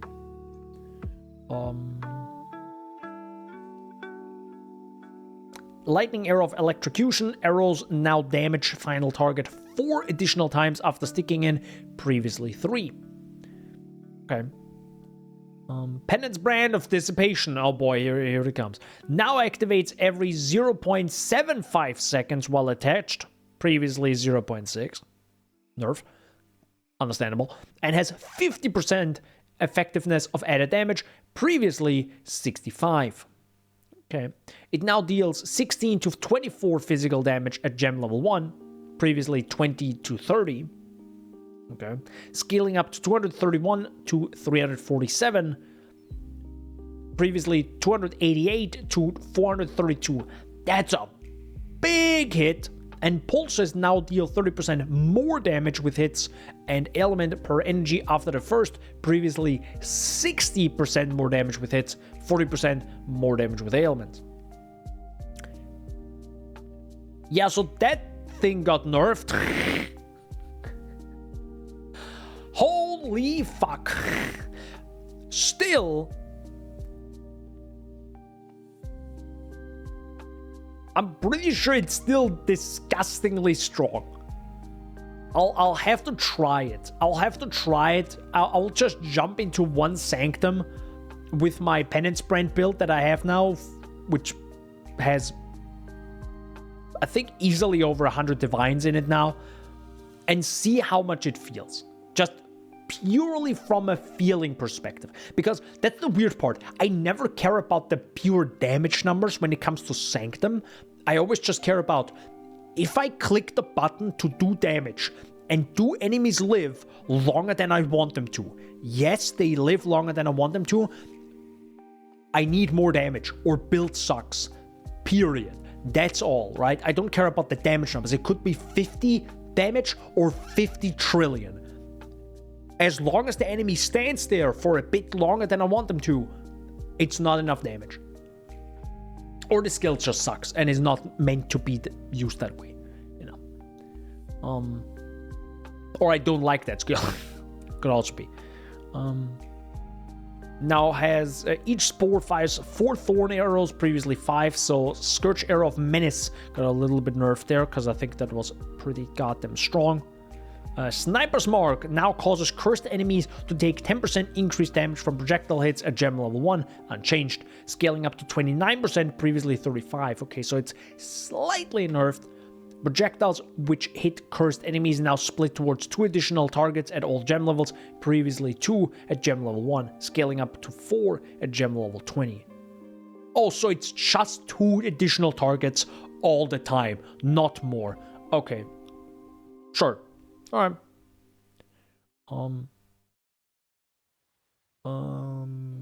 What is Spark of Unpredictability? Maybe it's just a wackier thing. I actually didn't know that Spark got a Transfigure gem. Sure, you know, why not? Stormbrand of Indecision. I actually don't know that Stormbrand also got one. Man, it really makes me want to play a Stormbrand build as a league starter. And I think that's gonna actually work. Oh no, Tornado Shot! Tornado Shot now has an attack speed multiplier of 80% of base, previously 100. And now uses the same bow animation as the Puncture skill gem. What does that mean? I feel like that's a nerf, because now it takes longer to cast, question mark? Or it feels longer to cast, maybe? It now has a mana cost of 10 at gem level 1, previously 8. Why do you make the lower end more difficult? That's the whole problem with Tornado Shot. It fucking sucks.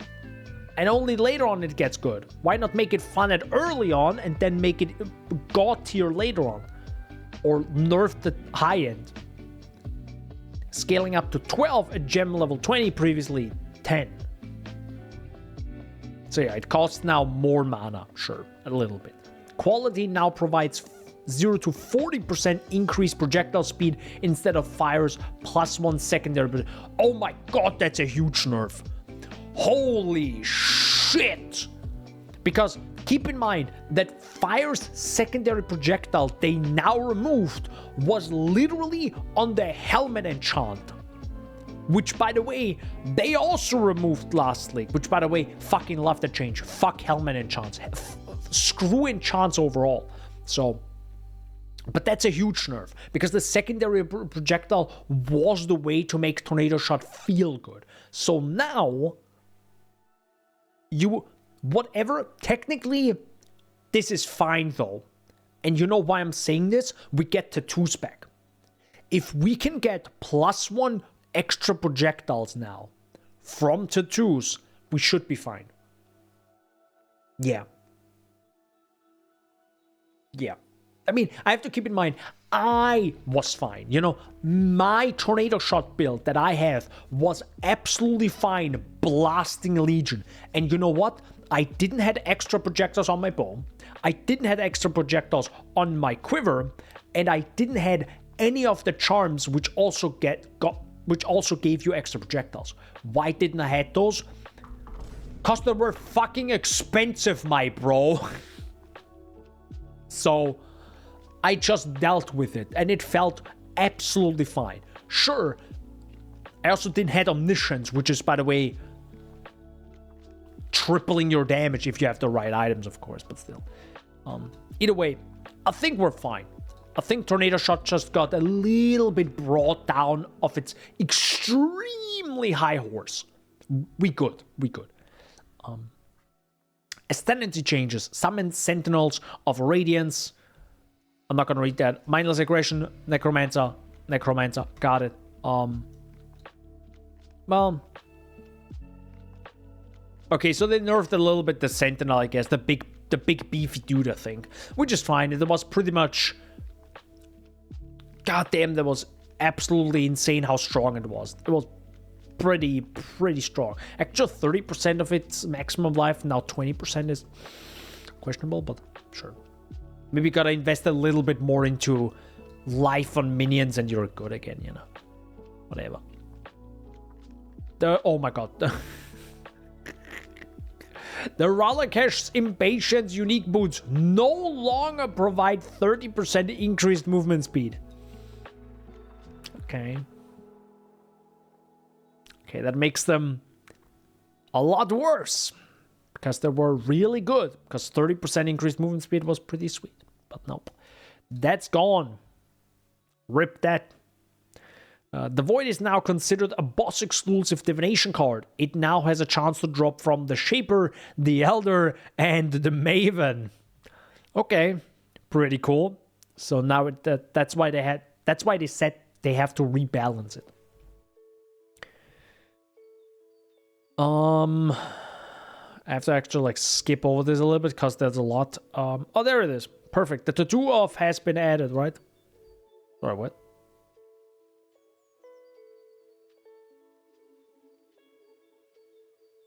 Okay, set of modifiers to cause strong boxes to contain additional scarabs. Cool. The tattoo of Valdo now provides...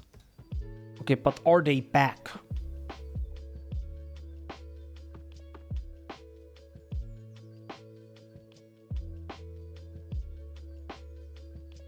Okay, they didn't change any of this. Interesting. Okay. Divination card changes. The Blessing of Moosh, that's a divination card, has been re-enabled and now awards a corrupted level 21 Transfigure Gem. That's cool. That's actually worth a lot now. A level 21 Transfigure Gem is huge money potentially. Like multi-divines. The Hook does the same. The Dying Anguish divination does the same. The Rihanna's Epiphany. Divine Justice does something different. Corrupted Grand Spectrum. Terrible Secret of Space has been enabled and now awards a corrupted level 21 Golem Gem with 23% quality. Sure, all pretty cool changes. Ruthless. Core drop pool, bonus objectives for tier 11 to 15 no longer require the map to be corrupted. That's actually sick. That's really nice. Wait, is this actually the norm now? Interesting. That's only Ruthless specific, that you don't need to corrupt your maps anymore. But it's still required for us, I guess. For the non-Ruthless players. Which is fine. All hideout NPCs are now able to refill your flasks for you. Oh, they changed something in Ruthless because of the flasks thingy, right? That's nice that all of them do this now. Alright. Quest reward changes.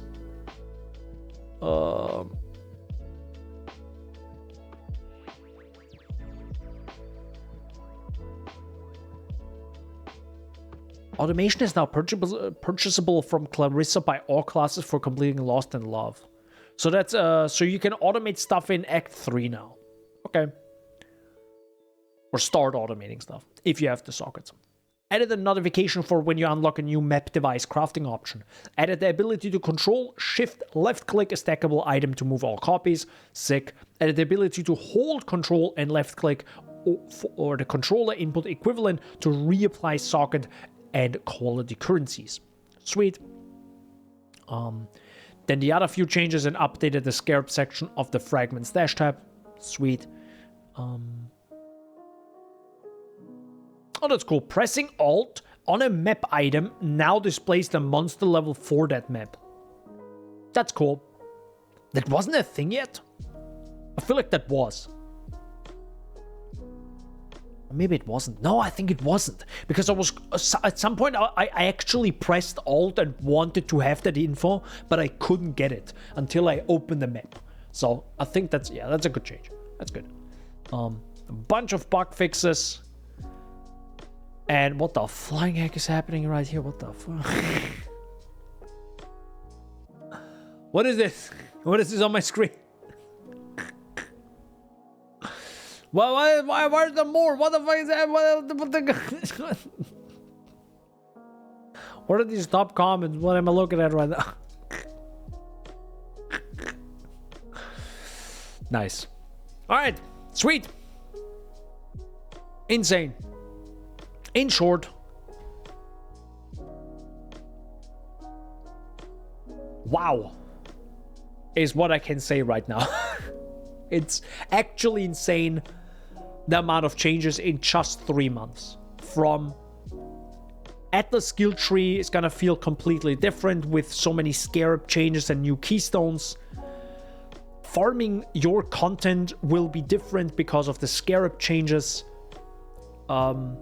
Builds changed again with some changes to, you know, like existing gems with maybe the number changes, but also new transfigured gems, so you can maybe use even more new skills to try out and see if some of them are busted.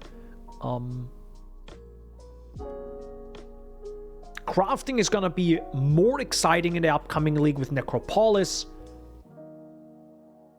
Due to, you know, the whole league mechanic being about crafting.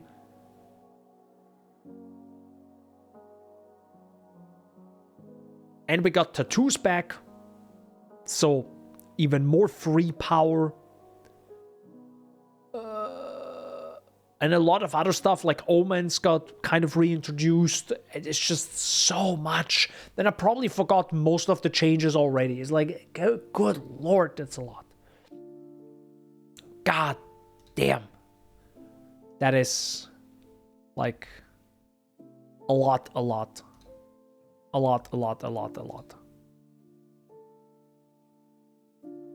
Wow. Okay. I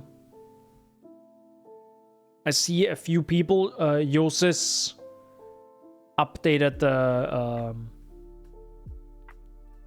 uploaded his exclusive gameplay footage of Act 1. It's kind of cool. But yeah, I think the best thing to do is rewatch the trailer, and I also see that Michael James Collier, I hope I say his name right, uploaded the soundtrack, both the trailer audio and the original game soundtrack are more on YouTube, so we're also gonna listen to this. And then I might go to bed. Let's go. All right. Let's listen to this. Let's listen to the trailer one more time. Cold flesh, dirt, maggots, and ghosts. Our job is to keep them where they belong. It's your first night, so you'll need this. A ghostly lantern for ghastly tinkering.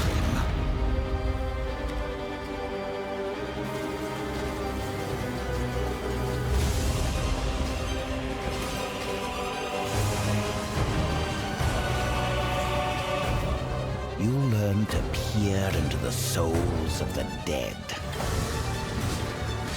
you'll learn how to twist them.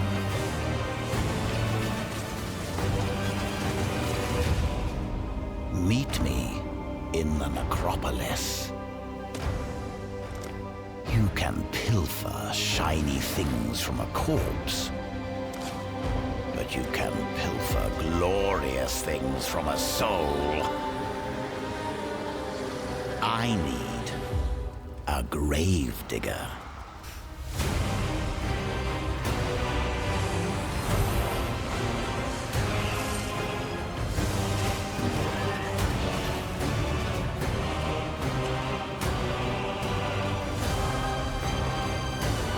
Beautiful.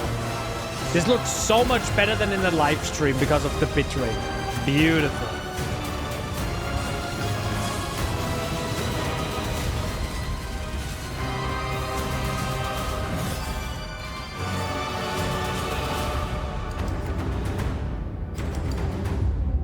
The job's hard, but the pay's good.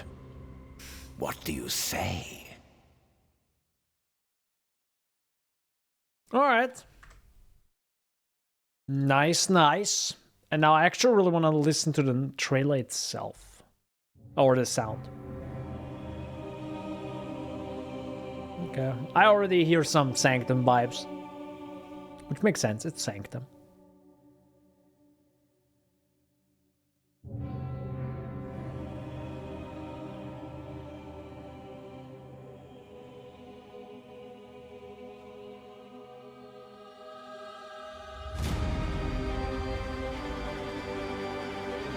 Oh, I just realized something.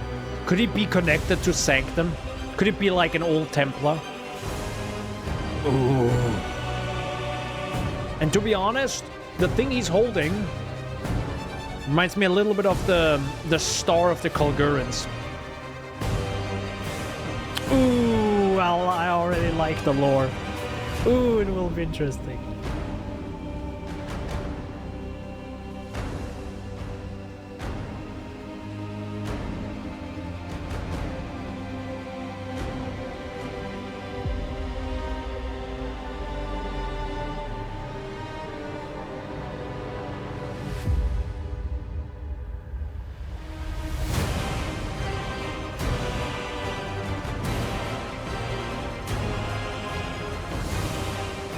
Okay.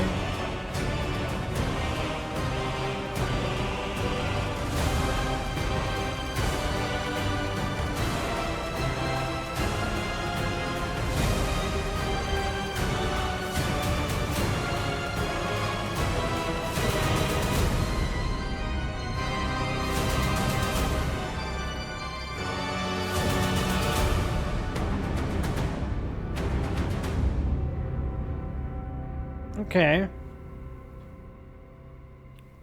It's pretty nice. It's pretty nice. It doesn't like throw me out of my chair. Yo, it's Friday! Ayaya! I'm 30 years old. Anyways,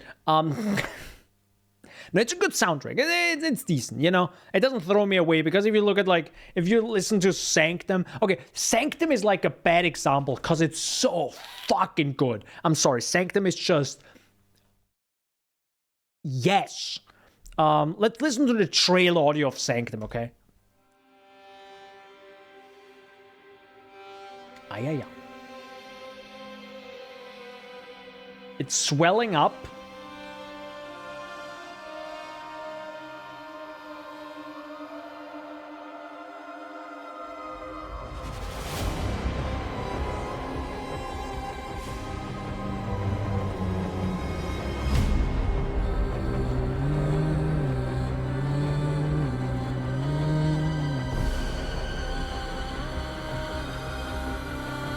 Love it.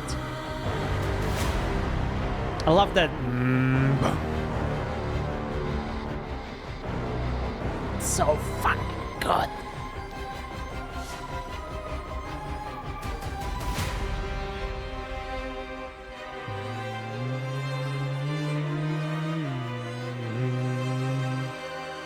There's also a little bit of this, like, I don't know, like, yeah, just the voice. so good.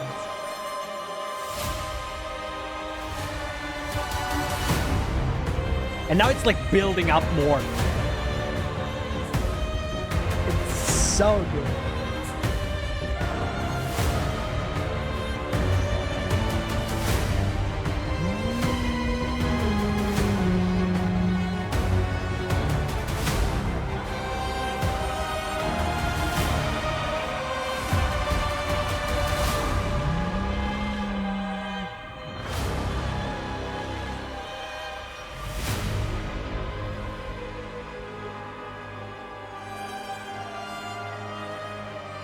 There's like this little like underlying. It's not. It's not hopelessness. It's kind of like it's a little bit sad. There's a little bit of sadness in the song. It's a little bit of like there was an attempt at something, but it just didn't work out. And if you know the backstory of Lycia, you'll know. Well, to be honest. We don't know if she tried to be good. I don't think she tried to. But, like, there's just a little bit more to that song than in Necropolis. In my opinion. Just a little bit more. Still, we have Arimor, and that's a 4-minute, 38-second long track. So I'm actually going to be interested. I'm guessing this is actually what you're going to hear during Necropolis. You're in the new area. So we're entering the area. Is my guess.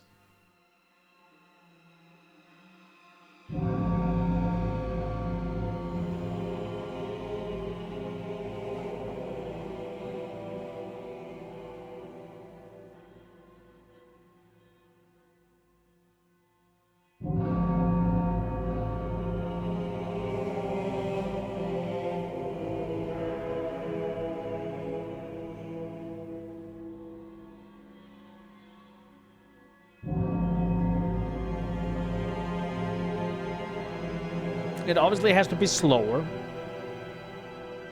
Because you don't want to, like, stress out the... There you're renting out your storage room. Hi, Miri. No.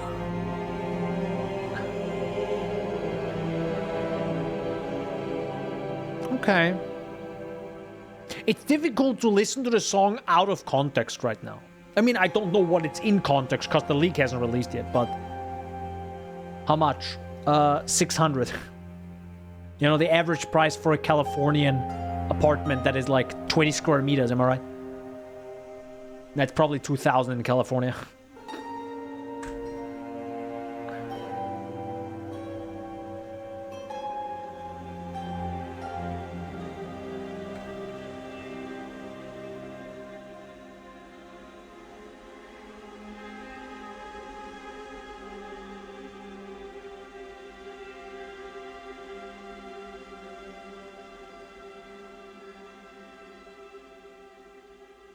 Like, as a background theme...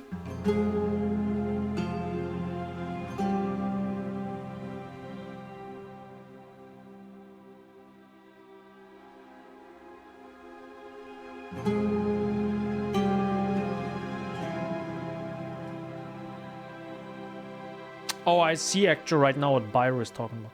Yes, Mage! Yeah, high rent prices, Mage.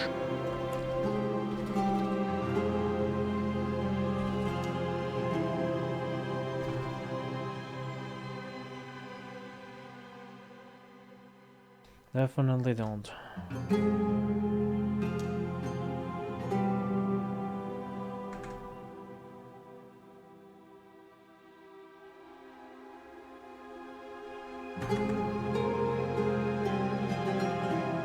That's actually nice. It's a really nice theme in the background while you're like, you know, raiding corpses or something. No, technically you are the grave digger. You dig the graves, you know. You put the corpses in their place. But yeah. Sweet. Hi, I'm Chris. Sweet indeed. Oh, they also put in the Path of Exile 2 section. with the trailer attached to it. Okay. Of course, at 4K resolution, as always. Not that I can really take advantage of it, because my monitor isn't that, but still. Love that. I wish I could actually upload my videos at 4K. No, I could upload them, but I can't record them, really, because I don't have a 4K monitor. So. Still. More importantly, actually, you should, while you were watching my stream, you should have now been given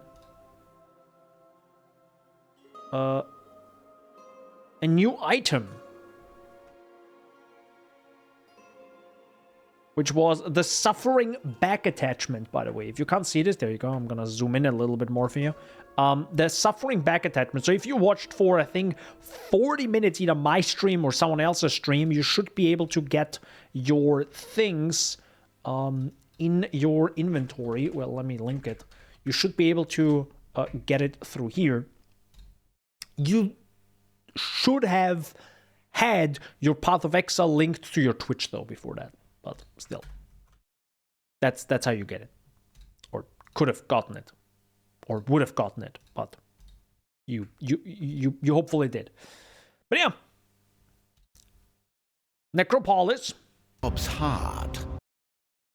March 29th, 2024, which is going to be in exactly a week, and I will be, of course, I'll be streaming it for the first 3 days, as I usually do now. So I will be streaming it on late Friday when it drops in, or when it releases in Europe.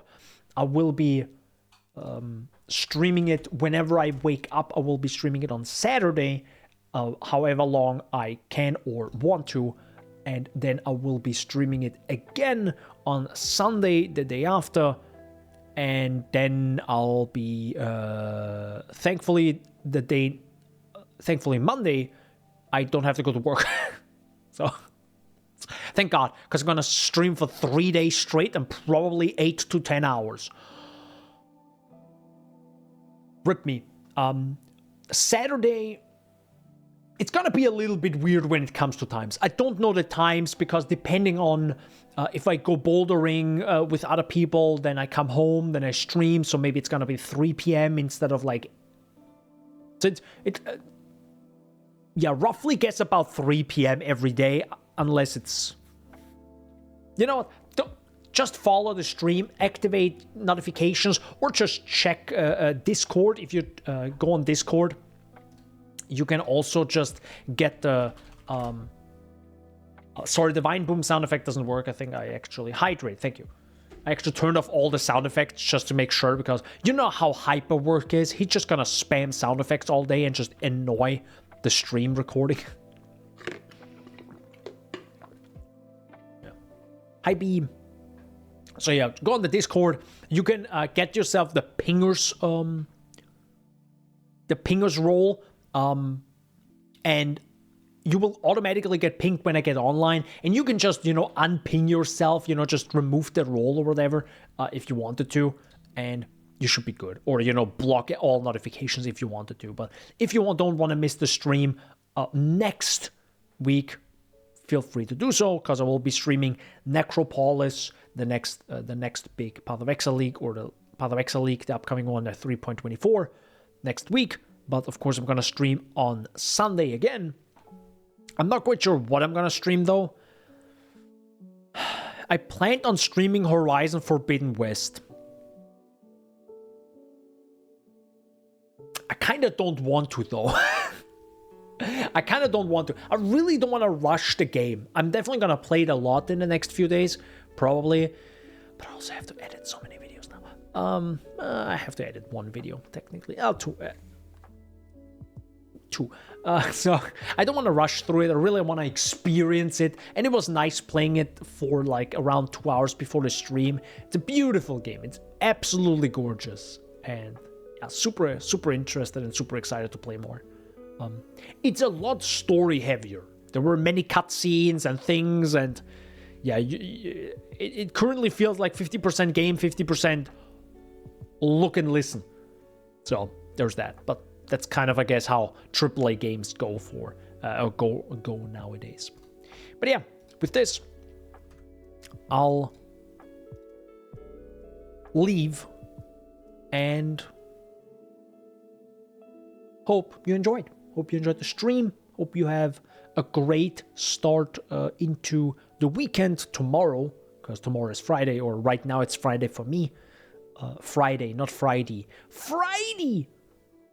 Friday is Friday here! Alright. Thanks for being here. Hope you enjoyed. Looking forward to the league. I don't know if I want to eat something or just sleep. So, I will rest now. Also, Luffy's sleeping. Look at him sleep.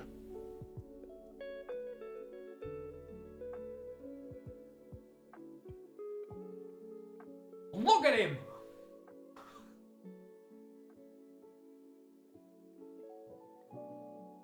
I am going now. Goodbye.